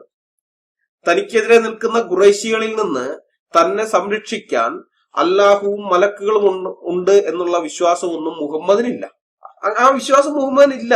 അതുകൊണ്ടാണ് എനിക്കെതിരായി നിൽക്കുന്ന എന്റെ ജനതയിൽ ഉള്ളവർക്കെതിരായി നിങ്ങൾ എന്നോടൊപ്പം നിൽക്കണമെന്ന് മുഹമ്മദ് ആ കാഫിറുകളോട് പറയുന്നത്.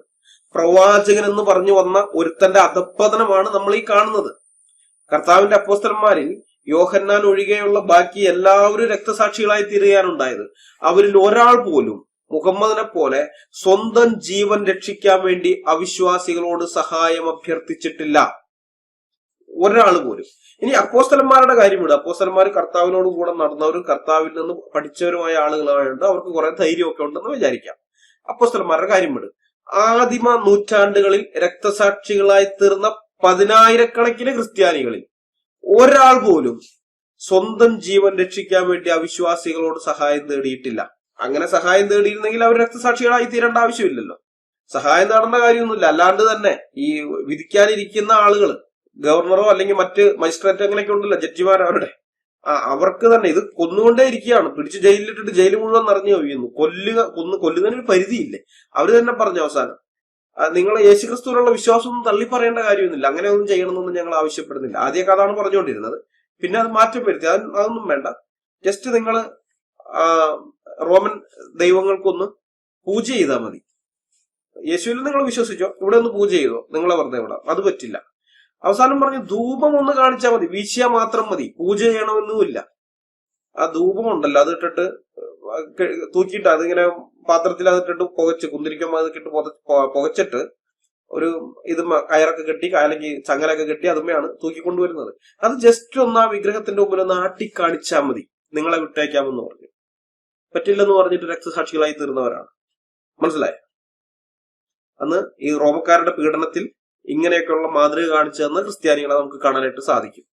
അപ്പൊ എന്തുകൊണ്ടാണ് അവരങ്ങനെയൊക്കെ ചെയ്തത്? എന്തുകൊണ്ടാ? ഒരേ ഒരു ഉത്തരമേ ഉള്ളൂ, അവരാരും ഭീരുക്കളായിരുന്നില്ല. അവർക്കാർക്കും മരണഭയവും ഉണ്ടായിരുന്നില്ല. മനസ്സിലായോ? പക്ഷെ മുഹമ്മദ് നല്ലൊന്നാം തരം ലക്ഷണമൊത്ത ഭീരുവായിരുന്നു. അതുകൊണ്ടാണ് ഇങ്ങനെയുള്ള നാണം കെട്ട പണി ചെയ്തത്. മനസ്സിലാകുന്നുണ്ടാ ജിഹാദികളെ നിങ്ങൾക്ക്? നമുക്ക് തുടർന്ന് വായിക്കാം. ഇത് കേട്ട മാത്രയിൽ അവരിൽ ഒരാൾ പറഞ്ഞു, നിന്നെയാണോ അള്ളാഹു പ്രവാചകനായി അയച്ചത്? മറ്റൊരു വ്യക്തി ചോദിച്ചു, നിന്നെ അല്ലാതെ വേറെ ആരെയും അള്ളാഹു പ്രവാചകനാക്കാൻ കണ്ടില്ലേ? മൂന്നാമതൊരാൾ പറഞ്ഞു, അള്ളാഹു ആണ് സത്യം, ഞാൻ നിന്നോട് ഒരിക്കലും സംസാരിക്കുകയില്ല. കാരണം നീ പറഞ്ഞതുപോലെ അള്ളാഹുവിൽ നിന്നുള്ള ഒരു പ്രവാചകനാണ് നീ എങ്കിൽ നീയാണ് ഏറ്റവും വലിയ അപകടം. അതിനാൽ ഒന്നും സംസാരിക്കാതിരിക്കലാണ് ഏറ്റവും നല്ലത്. ഇനി അതല്ല, നീ പറയുന്നത് കളവാണെങ്കിൽ എനിക്ക് നിന്നോട് സംസാരിക്കേണ്ട ആവശ്യവുമില്ല.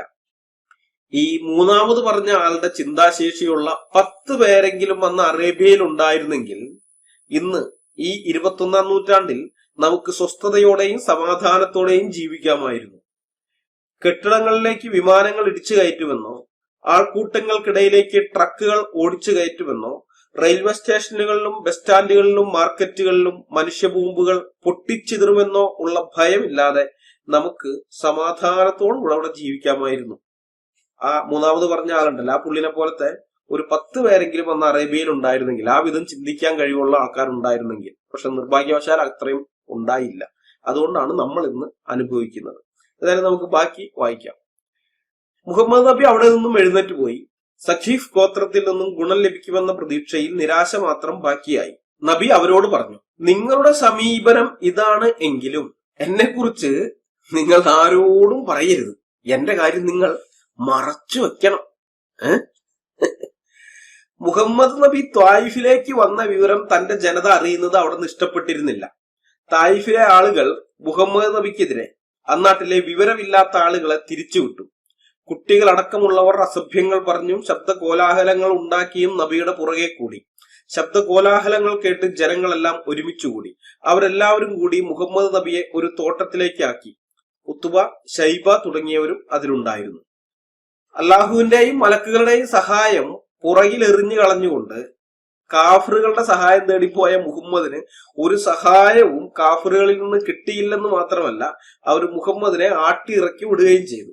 ഇദ്ദേഹം ആട്ടിയിറക്കി വിട്ടു എന്നാണ് പറഞ്ഞിരിക്കുന്നത്. CN അഹമ്മദ് മൗലവി പറഞ്ഞത് കല്ലെറിഞ്ഞു ഓടിച്ചു എന്നാണ്. ഇപ്പോ മുഹമ്മദിന് സഹായം ഒന്നും വേണ്ട. ഈ അവസ്ഥയിൽ ഇപ്പൊ മുഹമ്മദിന് ഇവരെയൊന്നും സഹായം ഒന്നും വേണ്ട. ഈ വിവരം പുറത്തറിഞ്ഞ് നാണക്കേടുണ്ടാകാതിരുന്നാൽ മാത്രം മതിയെന്നായി. സഹായം കിട്ടില്ല കുഴപ്പമില്ല, എന്നെ നിങ്ങൾ ഈ കല്ലെറിഞ്ഞ് അടിച്ചോടിപ്പിച്ചില്ലേ ഇവിടുന്ന്, അത് നിങ്ങൾ ആരോടും പറഞ്ഞ എന്നെ നാണം കെടുത്താതിരുന്നാൽ മതി. അതുകൊണ്ടാണ് മുഹമ്മദ് അവരോട് പറയുന്നത്, നിങ്ങളുടെ സമീപനം ഇതാണെങ്കിലും എന്നെ കുറിച്ച് നിങ്ങൾ ആരോടും പറയരുത്, എന്റെ കാര്യം നിങ്ങൾ മറച്ചു വെക്കണമെന്ന്. ഞാൻ ഇവിടെ വന്ന് നിങ്ങളോട് സഹായം തേടി നിങ്ങൾ എന്നെ ഈ ചീത്തയെ വിളിച്ച് കല്ലെറിഞ്ഞ് ഓടിപ്പിച്ചല്ലോ, ഈ കാര്യം നിങ്ങൾ ആരോടും പറഞ്ഞ് എന്നെ ഇനി നാണം കെടുത്തരുത്. അപമാനിച്ചു കഴിഞ്ഞെങ്കിൽ ഞാൻ പൊക്കോട്ടെ, കൂടുതൽ ഇനി അപമാനിക്കാൻ നിൽക്കരുത്. ഇതാണ് മുഹമ്മദ് അവരോട് പറഞ്ഞതിന്റെ അർത്ഥം. മനസ്സിലായോ? അപ്പൊ ഇങ്ങനെ കാഫറുകളുടെ അടുത്ത് പോയി മുഹമ്മദ് നാണം കെടേണ്ടി വന്നത് എന്തുകൊണ്ടാണെന്ന് ചോദിച്ചാൽ അതിന് ഒരു ഉത്തരമേ ഉള്ളൂ, മുഹമ്മദ് ഒരു ഭീരുവായിരുന്നു എന്നുള്ളത് മാത്രം. അതല്ലാതെ വേറൊന്നുമില്ല. ഇനി ത്വായിഫിൽ നിന്നും തിരിച്ച് മക്കയിലെത്തിയ മുഹമ്മദ് വേറെ സ്ഥലങ്ങളിലേക്ക് ഒളിച്ചോടാൻ പദ്ധതി തയ്യാറാക്കുന്നുണ്ട്. അതിനുവേണ്ടി ദൂരദേശങ്ങളിൽ നിന്നും മക്കയിലേക്ക് ഹജ്ജിന് വന്ന ആളുകളെ മുഹമ്മദ് ചാക്കിട്ട് പിടിക്കാൻ നോക്കുകയാണ്. അവസാനം ആ ചാക്കി കയറിയത് മദീനക്കാരാണ്. മുഹമ്മദിന് ജീവനിൽ കൊതിയുണ്ടായിരുന്നതുകൊണ്ട് മുഹമ്മദിന് വേണ്ടി മരിക്കാനും തയ്യാറാണെന്ന് മദീനക്കാരോട് കരാർ ഉണ്ടാക്കിയിട്ടാണ് മുഹമ്മദ് മദീനയിലേക്ക് പോകുന്നത്. ഈ കരാറാണ് രണ്ടാം അക്വാബ ഉടമ്പടി എന്നറിയപ്പെടുന്നത്. ഇസ്ലാമിക ചരിത്രത്തിലെ രണ്ടാം അക്വാബ ഉടമ്പടി എന്നറിയപ്പെടുന്നത് ഇതാണ്. അബ്ദുൽ മജീദ് വാരണാക്കര എഴുതി KNM publishing wing Mujahid centre Kozhikode 2003 പ്രസിദ്ധീകരിച്ച നബി ചരിത്രം എന്ന ഗ്രന്ഥത്തിൽ നിന്ന് ഞാൻ ഉദ്ധരിക്കാം. ഈ ഉടമ്പടിയെ കുറിച്ച് അബ്ബാസ് ഇബ്നു ഉബാദത്ത് സദസ്യരോട് പറഞ്ഞു, നിങ്ങൾ ഉടമ്പടി ചെയ്യുന്നത് ജനങ്ങളിൽ ചുവന്നവരോടും കറുത്തവരോടും യുദ്ധത്തിന് ഒരുക്കമാണെന്നാണ്. നിങ്ങളുടെ സമ്പത്തിന് നഷ്ടം പറ്റുകയോ ശ്രേഷ്ഠരാരെങ്കിലും കൊല്ലപ്പെടുകയോ ചെയ്താൽ ഇദ്ദേഹത്തെ നിങ്ങൾ ഉപേക്ഷിച്ചു കളയുമോ? എങ്കിൽ അപ്പോൾ മുതൽ നിങ്ങൾക്ക് ഇഹത്തിലും പരത്തിലും നിന്ദ്യത തന്നെ. ഇത് സത്യം. എന്നാൽ നിങ്ങളുടെ സ്വത്തുക്കൾക്ക് നാശം പറ്റിയാലും ശ്രേഷ്ഠർ കൊല്ലപ്പെട്ടാലും അദ്ദേഹത്തോട് ചെയ്ത വാഗ്ദത്തം നിങ്ങൾ പാലിക്കുമെങ്കിൽ, അദ്ദേഹത്തെ നിങ്ങൾ സംരക്ഷിക്കുമെങ്കിൽ ഇഹത്തിലും പരത്തിലും നിങ്ങൾക്ക് ഗുണം തന്നെ. അവർ പറഞ്ഞു, ഞങ്ങളുടെ സ്വത്തുക്കൾ നഷ്ടപ്പെട്ടാലും ശ്രേഷ്ഠർ വധിക്കപ്പെട്ടാലും ഞങ്ങൾ അവിടുത്തെ സംരക്ഷിക്കും. ഞങ്ങൾ അങ്ങനെ ചെയ്താൽ ഞങ്ങൾക്ക് എന്താണ് ദൈവദൂതരെ? തിരുമേനി പറഞ്ഞു, സ്വർഗം തന്നെ. അവർ പറഞ്ഞു, കൈ നീട്ടു. അവിടുന്ന് കൈ നീട്ടി. അവർ ആ കൈ പിടിച്ച് പ്രതിജ്ഞ ചെയ്തു. ഇതാണ് രണ്ടാം അക്വാബ ഉടമ്പടി. ശേഷം മുഹമ്മദ് പറഞ്ഞു, നിങ്ങളിൽ നിന്ന് 12 പേരെ തിരഞ്ഞെടുക്കണം. കരാർ നടപ്പിലാക്കുന്ന കാര്യത്തിൽ അവരാണ് നേതൃത്വം കൊടുക്കേണ്ടതും പ്രത്യേകം ശ്രദ്ധിക്കേണ്ടതും. നിങ്ങൾ തന്നെ അവരെ നിർദ്ദേശിക്കുക. അവർ കൂടിയാലോചിച്ചു. ഉടനെ തന്നെ 12 പേരെ നിർദ്ദേശിച്ചു. ഗസ്രജുകാരായ 9 പേരും ഔസുകാരായ 3 പേരും. ജനങ്ങളുടെ നേതാക്കൾ എന്ന നിലയ്ക്ക് അവരെ കൊണ്ട് പ്രത്യേകം പ്രതിജ്ഞ ചെയ്യിച്ചു. അവരെ നോക്കി തിരുമേനി പറഞ്ഞു, നിങ്ങളുടെ ജനങ്ങൾക്ക് വേണ്ടി ഉത്തരവാദിത്വം ഏറ്റെടുത്തവരാണ് നിങ്ങൾ. ഹവാരിയുകൾ ഈസായുടെ ഉത്തരവാദിത്വം ഏറ്റെടുത്തതുപോലെ എന്റെ ജനങ്ങളുടെ ഉത്തരവാദിത്വം ഞാനും ഏറ്റിരിക്കുന്നു. അപ്പോൾ അടുത്ത കുന്നിൽ നിന്നും ഒരു ശബ്ദം അവർ കേട്ടു, വീട്ടിൽ കിടന്നുറങ്ങുന്നവരെ, മുഹമ്മദും അവന്റെ കൂടെ മതം മാറിയവരും ഇതാ ഇവിടെ നിങ്ങളോട് യുദ്ധം ചെയ്യാൻ വേണ്ടി ഇതാ അവർ ഒരുമിച്ചിരിക്കുന്നു. ഇത് കേട്ട നബി പറഞ്ഞു, ഇവൻ അക്വബയിലെ നീചൻ തന്നെ. അല്ലാഹു ആണ് സത്യം, അല്ലാഹുവിന്റെ വൈരി, നിന്നെ ഞാൻ നേരിടുന്നുണ്ട്. നബിചരിത്രം പേജ് 155. അക്വാബ ഉടമ്പടിക്ക് മുമ്പും ഹജ്ജിന് വന്ന പലരുടെ അടുക്കലും മുഹമ്മദ് എന്ന് തന്റെ ജീവന് ദോഷമൊന്നും വരാതിരിക്കാനുള്ള പല വഴികളും നോക്കുന്നുണ്ട്. പക്ഷെ ഒന്നും നടന്നില്ല എന്ന് മാത്രം നബി ചരിത്രത്തിൽ നിന്ന് ഞാൻ വീണ്ടും ഉദ്ധരിക്കാം. ബനു ഗൽബിന്റെ ഉപഗോത്രമായ ബനു അബ്ദുള്ളയെ സമീപിച്ച് നബി അവരെ ഇസ്ലാമിലേക്ക് ക്ഷണിച്ചു. തന്റെ സുരക്ഷാകാര്യം അവരുടെ മുമ്പാകെ വെച്ചു. അത് വിട്ടിട്ടുള്ളൊരു കളിയില്ല. അവരെ ഇസ്ലാമിലേക്ക് ക്ഷണിക്കുന്ന സമയത്ത് തന്നെ അതിനോട് കൂടെ എന്റെ കാര്യം കൂടി ഒന്ന് പരിഗണിക്കണേ, എന്റെ ജീവന്റെ കാര്യം, എന്റെ സുരക്ഷ, അതും കൂടി നിങ്ങളൊന്ന് നോക്കണേ, അതും കൂടി പറയാം. എന്നിട്ട് പൊക്കിയടിക്കാണ് ഈ പറയുന്ന ആൾക്കാരോട്, നിങ്ങളൊക്കെ വലിയ കുടുംബ പാരമ്പര്യമുള്ള ആളാണ്, നിങ്ങളെ അപ്പം വലിയ ആളാണ്, നിങ്ങളെ കാർന്നൂര് വലിയ ആളാണെന്നൊക്കെ പറഞ്ഞേ വായിച്ചോ. തന്റെ സുരക്ഷാകാര്യം അവരുടെ മുമ്പാകെ വെച്ചു. അവിടുന്ന് ഇത്രയും കൂടി പറഞ്ഞു, ബനു അബ്ദുള്ള, നിങ്ങളുടെ പിതാവിന്റെ പേര് അള്ളാഹു എത്ര നല്ലതാക്കിയിരിക്കുന്നു. പൊക്കിയടിക്കാണ്. എന്തൊക്കെ പറഞ്ഞിട്ടും അവിടുത്തെ അവർ സ്വീകരിച്ചില്ല. ബനു ആമിർ ഇബ്നു സ്വാത്ത് ഗോത്രത്തിനടുക്കൽ തിരുമേനി ചെന്നു സംസാരിച്ചു. അവരുടെ ആളുകളെ എല്ലാം വിളിച്ചുകൂട്ടി നബി അവരെ കാര്യം ധരിപ്പിച്ചു. തന്റെ സുരക്ഷയെ കുറിച്ച് സൂചിപ്പിച്ചു. ഞാൻ നേരത്തെ പറഞ്ഞില്ല, അത് വിട്ടിട്ടുള്ളൊരു കളിയില്ല. എല്ലാം കേട്ട ശേഷം അവരുടെ കൂട്ടത്തിലെ ബുഹൈർ ഇബ്നു ഫറാസ് എന്നയാൾ നബിയോട് ചോദിച്ചു, നീ പറഞ്ഞതൊക്കെ സ്വീകരിച്ച് ഞങ്ങൾ നീയുമായി സന്ധിയിൽ ഏർപ്പെടുകയും പിന്നെ നിനക്ക് അള്ളാഹു വിജയം നൽകുകയും ചെയ്താൽ നിന്റെ ശേഷം കാര്യങ്ങളൊക്കെ ഞങ്ങളുടെ അധികാരത്തിലായിരിക്കുമോ? തിരുമേനി പറഞ്ഞു, ഈ കാര്യം തീരുമാനിക്കേണ്ടത് അള്ളാഹുവാണ്, അത് അവൻ ഉദ്ദേശിച്ചവന് നൽകും. അയാൾ പറഞ്ഞു, നിനക്ക് വേണ്ടി ഞങ്ങളുടെ കഴുത്തുകൾ ഞങ്ങൾ അറബികൾക്ക് നീട്ടിക്കൊടുക്കുക. അള്ളാഹു നിനക്ക് വിജയം നൽകിയാൽ കാര്യങ്ങളൊക്കെ മറ്റുള്ളവർക്കും. വേണ്ട, നിന്നെ കൊണ്ട് ഞങ്ങൾക്ക് ആവശ്യമില്ല. നബിചരിത്രം പേജ് 132. അപ്പൊ മക്കയിൽ നിന്ന് ഒളിച്ചോടാൻ വേണ്ടി ഓരോ സ്ഥലത്തുള്ള ആളുകളെയും ചെന്ന് കാണുന്ന മുഹമ്മദ് ആദ്യം തന്നെ പറയുന്നത് തന്റെ സുരക്ഷയുടെ കാര്യമാണെന്ന് ഈ വിവരണത്തിൽ നിന്ന് നമുക്ക് ഗ്രഹിക്കാൻ സാധിക്കുന്നുണ്ട്. മാത്രമല്ല മുഹമ്മദ് വിശ്വസ്തനായിരുന്നു എന്നുള്ള ഇസ്ലാമിക അവകാശവാദവും കൂടെ പൊളിയുന്നത് കാണാം. മക്കയിൽ ജീവിച്ച കാലം അത്രയും മുഹമ്മദ് അൽ അമീൻ ആയിരുന്നുവെങ്കിൽ, വിശ്വസ്തനായിരുന്നുവെങ്കിൽ അക്വബയിൽ വെച്ച് മുഹമ്മദും അനുയായികളും സംഘടിച്ചത് പോലും മറ്റുള്ളവരെ ഉപദ്രവിക്കാനായിരുന്നു എന്ന് ആ അജ്ഞാതൻ വിചാരിച്ചതിന്റെ കാരണം എന്താണ്? മുഹമ്മദിന്റെ സ്വഭാവം എന്താണെന്നും എങ്ങനെയുള്ളതാണെന്നും ഇന്നത്തെ വ്യാഖ്യാന ഫാക്ടറിക്കാരെക്കാൾ നന്നായി മക്കയിൽ ജീവിച്ചിരുന്ന ആ അജ്ഞാതൻ അറിയാമായിരുന്നു. ഏതായാലും ആ അജ്ഞാതൻ പറഞ്ഞത് സത്യം തന്നെയായിരുന്നു എന്ന് തുടർന്നുള്ള വിവരണത്തിൽ നിന്ന് നമുക്ക് മനസ്സിലാകും. ഞാനൊന്ന് വായിക്കാം. അക്വബ ഉടമ്പടിക്ക് ശേഷം അബ്ബാസ് ഇബ്നു ഉബാദത്ത് പറഞ്ഞു, പ്രവാചകരെ, അങ്ങയെ സത്യവുമായി നിയോഗിച്ചവരാണേ സത്യം. അവിടുന്ന് ഉദ്ദേശിക്കുന്നുവെങ്കിൽ നാളെ തന്നെ ഞങ്ങളുടെ വാളുകൊണ്ട് മദീനക്കാരെ നേരിടുവാൻ ഞങ്ങൾ ഒരുക്കമാണ്. നബിചരിത്രം പേജ് 155. മക്കയിൽ വെച്ച് തന്നെ മുഹമ്മദ് ആശയപരമായ മതപ്രചരണത്തിൽ നിന്ന് ആയുധമേന്തിയുള്ള മതപ്രചരണത്തിലേക്ക് തിരിയാൻ തുടങ്ങിയിരുന്നു എന്ന് ഉബാദത്തിന്റെ ഈ വാക്കുകളിൽ നിന്ന് മനസ്സിലാക്കാനായിട്ട് സാധിക്കും. യേശുക്രിസ്തുവിന്റെ ശിഷ്യന്മാർ ഒരിക്കലും യേശുക്രിസ്തുവിനോട് ഇങ്ങനെ ഒരു കാര്യം പറഞ്ഞിട്ടില്ല. അപ്പോസ്തലന്മാരുടെ ശിഷ്യന്മാർ ഒരിക്കലും അവരോട് ഇങ്ങനെ ഒരു കാര്യം പറഞ്ഞിട്ടില്ല. പൗലോസ് അപ്പോസ്തലനോട് അദ്ദേഹത്തിന്റെ ശിഷ്യന്മാർ ഒരിക്കലും പറഞ്ഞിട്ടില്ല, ഞങ്ങള് വേണമെങ്കിൽ വാളൂരിയിട്ട് ഞങ്ങൾ വേണമെങ്കിൽ താങ്കൾക്ക് വേണ്ടി മറ്റവരെയൊക്കെ കൊന്നുകളയാം, തട്ടിക്കളയാമെന്ന്. അവരുടെ പഠിപ്പിക്കലുകളിൽ ഒന്നിലും തന്നെ എതിരാളികളെ ശാരീരികമായി ആക്രമിക്കേണ്ടതിനെ കുറിച്ചുള്ള ഒരു സൂചന പോലും ഇല്ലായിരുന്നു. അതുകൊണ്ടാണ് യേശുക്രിസ്തുവിന്റെ ശിഷ്യന്മാർ യേശുക്രിസ്തുവിനോടോ അപ്പോസ്തലന്മാരുടെ ശിഷ്യന്മാർ അപ്പോസ്തലന്മാരോടോ ഇങ്ങനെ ഒരു കാര്യം പറയാതിരുന്നത്. എന്നാൽ മുഹമ്മദ് അപ്രകാരമുള്ള പഠിപ്പിക്കൽ മക്കയിൽ വെച്ച് തന്നെ തുടങ്ങിയിരുന്നു കൊണ്ടാണ് ഉബാദത്ത് ഇങ്ങനെ പറഞ്ഞതെന്ന് സുബോധമുള്ള ചിന്താശേഷിയുള്ള ഏതൊരാൾക്കും മനസ്സിലാക്കാൻ സാധിക്കും. ആശയപ്രചരണത്തിന് വേണ്ടി ആയുധമെടുത്ത് ആക്രമണം നടത്തുന്നത് ഭീരുക്കളുടെ സ്വഭാവമാണ്. ആശയത്തിന് കൽപ്പുണ്ടെങ്കിൽ അത് പിടിച്ചു നിൽക്കുമെന്നേ. ആശയമായിട്ട് നമുക്ക് അങ്ങോട്ടും ഇങ്ങോട്ടും മാറ്റുരച്ച് നോക്കാം. നിങ്ങൾ പറയുന്ന ആശയത്തിന് കൽപ്പുണ്ടെങ്കിൽ, അതിൽ സത്യത്തിന്റെ അംശമുണ്ടെങ്കിൽ, അംശം ഉണ്ടായിട്ട് കാര്യമില്ല, അത് സത്യമാണെങ്കിൽ, പൂർണ്ണമായിട്ടും അത് സത്യമാണെങ്കിൽ അത് നിൽക്കും, പിടിച്ചു നിൽക്കും. എത്ര പേര് കൊല്ലപ്പെട്ടെന്ന് പറഞ്ഞാലും, എത്രമാത്രം നിങ്ങൾക്ക് എന്തൊക്കെ സംഭവിച്ചെന്ന് പറഞ്ഞാലും ശരി, ആ ആശയം അങ്ങനെ തന്നെ നിൽക്കും. നല്ല ഒന്നാം തരം തെളിവാണ് ക്രിസ്ത്യാനിറ്റി. ഇതുപോലെ ആരംഭം മുതലേ, അതിന്റെ ഉത്ഭവകാലം മുതലേ ഇതുപോലെ പീഡിപ്പിക്കപ്പെട്ടിട്ടുള്ള ഒരു ജനവിഭാഗം. ഈ 21ാം നൂറ്റാണ്ടിലും ഏറ്റവും കൂടുതൽ പീഡിപ്പിക്കപ്പെട്ടുകൊണ്ടിരിക്കുന്ന ജനവിഭാഗം എന്ന് പറയുന്നത് ഈ ഐഡിയോളജിയിൽ വിശ്വസിക്കുന്ന ഞങ്ങളാണ്, ക്രൈസ്തവരാണ്, ക്രിസ്ത്യാനികളാണ്, യഥാർത്ഥ ക്രൈസ്തവര്. അവര് പീഡിപ്പിക്കപ്പെടുന്നത് പോലെ വേറെ ആരും പീഡിപ്പിക്കപ്പെടുന്നില്ല.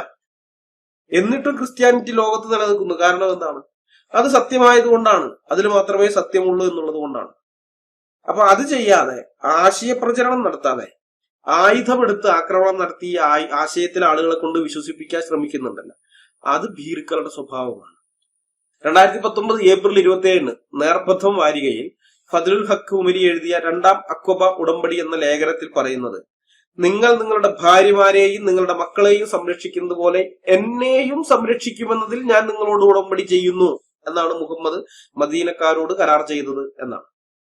സ്വന്തം സുരക്ഷ മാത്രം നോക്കി ജീവിച്ചൊരു ഭീരുവായിരുന്നു മുഹമ്മദ് എന്ന ഈ വാചകം തന്നെ തെളിവാണ്, നല്ല ഒന്നാം തരം തെളിവാണ്. മനസ്സിലായോ? നല്ല ഒന്നാം തരം തെളിവ് പറയുന്നത് എന്താണ്? നിങ്ങൾ നിങ്ങളുടെ ഭാര്യമാരെയും നിങ്ങളുടെ മക്കളെയും സംരക്ഷിക്കുന്നത് പോലെ എന്നെയും സംരക്ഷിക്കും എന്നതിൽ ഞാൻ നിങ്ങളോട് ഉടമ്പടി ചെയ്യുന്നു. കരാറിലുള്ള ആ വ്യവസ്ഥ എന്താണ്? എഗ്രിമെന്റിലുള്ള വ്യവസ്ഥ, ഉപാധി എന്താണ്? നിങ്ങളുടെ ഭാര്യമാരെയും നിങ്ങളുടെ മക്കളെയും നിങ്ങൾ എങ്ങനെയാണോ സംരക്ഷിക്കുന്നത് അതുപോലെ തന്നെ എന്നെയും സംരക്ഷിക്കണം. പ്രവാചകൻ എന്ന് പറഞ്ഞു വരുന്ന ഒരുത്തന്റെ അവസ്ഥയാണ് നിങ്ങൾ ഈ കാണുന്നത്. കിതാബില് നെടുതടങ്കൻ ഡയലോഗ് എഴുതി വെച്ചിട്ടുണ്ട്. എന്താണ്? അള്ളാഹു തന്നെ മതി കൈകാര്യകർത്താവായി, അള്ളാഹു തന്നെയാണ് ഞങ്ങളുടെ സഹായകൻ, അള്ളാഹു തന്നെയാണ് രക്ഷകൻ, വേറെ ആരും ഞങ്ങൾക്ക് വേണ്ട, അള്ളാഹു തന്നെ മതി. നെടുതടങ്കൻ ഡയലോഗ് ഇഷ്ടം പോലെ എഴുതി വെച്ചിട്ടുണ്ട്. എഴുതി വെച്ചതൊക്കെ അവിടെ ഇരിക്കും, അത്രേ ഉള്ളൂ. പ്രായോഗിക തലത്തിലേക്ക് വരുമ്പോഴേ വേറെയാണ് സംഗതി. മുഹമ്മദ് പോയിട്ട് കണ്ട കാഫറുകളുടെ അടുത്തൊക്കെ ചെന്നിട്ട് സഹായം തേടും. മനസ്സിലായോ? അതൊക്കെയാണ് ഭീരുത്വം എന്ന് പറയുന്നത്. മുഹമ്മദിന്റെ ഭീരുത്വത്തിന് തെളിവായി ധാരാളം ഹദീസുകളുണ്ട്. യുദ്ധരംഗത്ത് മുഹമ്മദിന്റെ സുരക്ഷ നോക്കിയില്ല എന്നും പറഞ്ഞ് പല സ്വഹാബിമാരെയും മുഹമ്മദ് ശാസിക്കുന്ന ഹദീസുകളുണ്ട്. യുദ്ധം ചെയ്യുന്ന സമയത്തെ മുഹമ്മദിന്റെ സുരക്ഷ നോക്കിയില്ല എന്നും പറഞ്ഞിട്ട്, പ്രത്യേകിച്ച് ഉഹദ് യുദ്ധത്തിന് ശേഷം. ആ യുദ്ധത്തിൽ, ഉഹദ് യുദ്ധത്തില് മുഹമ്മദ് കൊല്ലപ്പെട്ടു എന്ന് ഖുറൈശികൾ അലറി വിളിക്കുന്നത് കേട്ട മുസ്ലിം സൈനികർ പേടിച്ച് പിന്തിരിഞ്ഞോടി. മുഹമ്മദ് കൊല്ലപ്പെട്ടു എന്ന് പറഞ്ഞപ്പോൾ തന്നെ ഇവരുടെ ധൈര്യമൊക്കെ പോയി, ഇവര് പേടിച്ച് പിന്തിരിഞ്ഞോടി. പക്ഷെ യഥാർത്ഥത്തിൽ മുഹമ്മദ് കൊല്ലപ്പെട്ടിരുന്നില്ല. അതുകൊണ്ട് മുഹമ്മദും കുറച്ച് മുസ്ലിങ്ങൾ മാത്രം, ഒരു ചെറു സംഘം മുസ്ലിം പടയാളികളും മാത്രം യുദ്ധക്കളത്തിൽ അവശേഷിക്കുകയും ചെയ്തു. അപ്പൊ മുഹമ്മദ് വേഗം നടുക്ക് കയറി നിന്നു. ആ ചെറിയ സംഘത്തിന് നടുക്ക് മുഹമ്മദ്, മറ്റുള്ളവർ ചുറ്റും നിന്ന് മുഹമ്മദിന്റെ ജീവന് വേണ്ടി പൊരുതുകയാണ്. അപ്പൊ ആ യുദ്ധത്തിൽ മുഹമ്മദിന്റെ ജീവൻ രക്ഷിക്കാൻ വേണ്ടി ആ ചെറു സംഘത്തിൽ പല ആളുകളും രക്തസാക്ഷികളായി തീരുന്നുണ്ട്. ആ സമയത്താണ് ശത്രുപക്ഷത്തുള്ള ഒരാൾ കല്ലെടുത്തെറിഞ്ഞിട്ട് മുഹമ്മദിന്റെ ഈ മുഖത്താണ് ഏറ് കൊണ്ടത്. ഏറ് കൊണ്ടിട്ട് മുൻവരിയിലെ പല്ലുകളൊക്കെ കൊഴിഞ്ഞു വീഴുകയും ചെയ്തു. പിന്നീട് ജീവിതകാലം മുഴുവൻ മുഹമ്മദ് മുൻവരിയിലെ പല്ലുകളൊന്നും ഇല്ലാത്തവനായിട്ടാണ് ജീവിച്ചത്. ഈ ഉഹദ് യുദ്ധം കഴിഞ്ഞതിന് ശേഷമാണ്, അതൊക്കെ വലിയ കോമഡിയാണ്, ഇസ്ലാമിലെ പാപങ്ങളുണ്ട്, വൻ പാപങ്ങൾ, 7 എണ്ണമാണ് പറയുന്നത്, 7 വൻ പാപങ്ങൾ. അത് പിന്നീടാണ്, അവസാനം വരെയാണ് പണ്ഡിതന്മാർ 7 വൻപാപങ്ങളായിട്ട് തിരഞ്ഞെടുക്കുന്നത്. എന്നാൽ അതിനു മുമ്പ് ആദ്യം ഒരെണ്ണം പറഞ്ഞു, പിന്നെ രണ്ടാമത്തെ വൻപാപം. അപ്പൊ ഇസ്ലാമിലാകെ 2 വൻപാപേ ഉള്ളൂ. പിന്നെ കാലം കുറെ കഴിഞ്ഞപ്പോൾ ഒരെണ്ണം കൂടി പറഞ്ഞു, അപ്പൊ 3 ആയി. അങ്ങനെ അങ്ങനെ അങ്ങനെ കൂടി വരികയാണ്. ഈ പാപങ്ങൾ, ഈ പറയുന്നതെല്ലാം മുഹമ്മദിന്റെ ജീവിതത്തിൽ നടന്ന സംഭവങ്ങളോട് ബന്ധപ്പെട്ടിട്ടാണ്. എല്ലാം മുഹമ്മദിന്റെ ജീവിതത്തിൽ നടന്ന കാര്യങ്ങളോട് ബന്ധപ്പെട്ടിട്ടാണ് ഇസ്ലാമിലെ ഓരോ സാധനവും വൻ പാപങ്ങളായി തീരുന്നത്.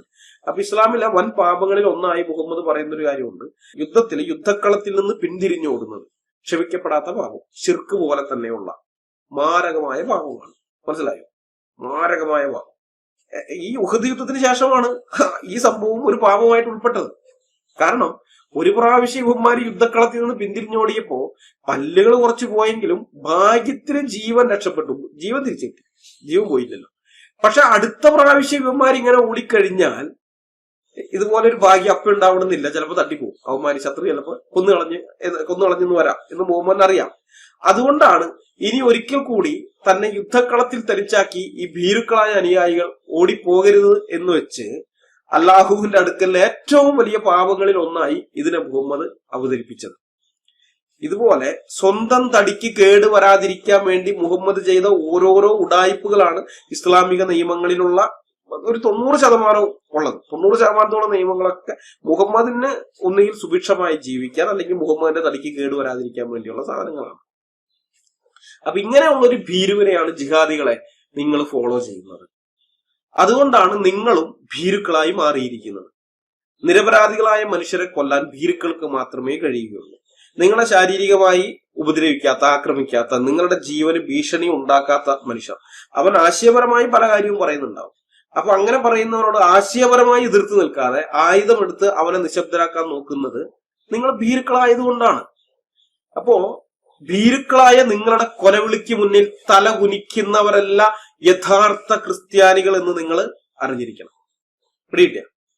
അതുകൊണ്ട് ഇസ്ലാമിക് സ്റ്റേറ്റ് കേരള ബ്രാഞ്ച് രൂപീകരിച്ച് ഇവിടെയുള്ള ചില ക്രിസ്ത്യാനികളെ കൊന്ന് കേരളത്തിലെ ഇസ്ലാമിക വിമർശനം ഇല്ലാതാക്കാം എന്നൊക്കെയാണ് നിങ്ങൾ മനപ്പായസം ഉണ്ണുന്നതെങ്കിൽ നിങ്ങൾ അറിഞ്ഞിരുന്നോ, ശൂന്യാകാശത്ത് നിന്നും ഇപ്പൊ കുറച്ചു നാളായി എയറിലേക്ക് ഇറങ്ങി വന്നുകൊണ്ടിരിക്കുന്ന അള്ളാഹുവും മുഹമ്മദും ഖുർആാനും നിങ്ങളുടെ ഈ പ്രവൃത്തി കൊണ്ട് തിരിച്ച് ശൂന്യാകാശത്തേക്കല്ല, ശൂന്യാകാശവും കടന്ന് സൗരയൂഥവും കടന്ന് നക്ഷത്രമണ്ഡലത്തിലേക്കായിരിക്കും പോവുക. കേട്ടാ, നിങ്ങൾക്ക് ചിലപ്പോ ക്രിസ്ത്യാനികളിൽ പലരെയും കൊല്ലാൻ പറ്റിയെന്ന് വരും. നിങ്ങൾക്കെതിരെ സംസാരിക്കുന്ന ഞങ്ങളെ പലരെയും നിങ്ങൾക്ക് ഇല്ലാതാക്കാൻ പറ്റിയെന്നൊക്കെ വരും.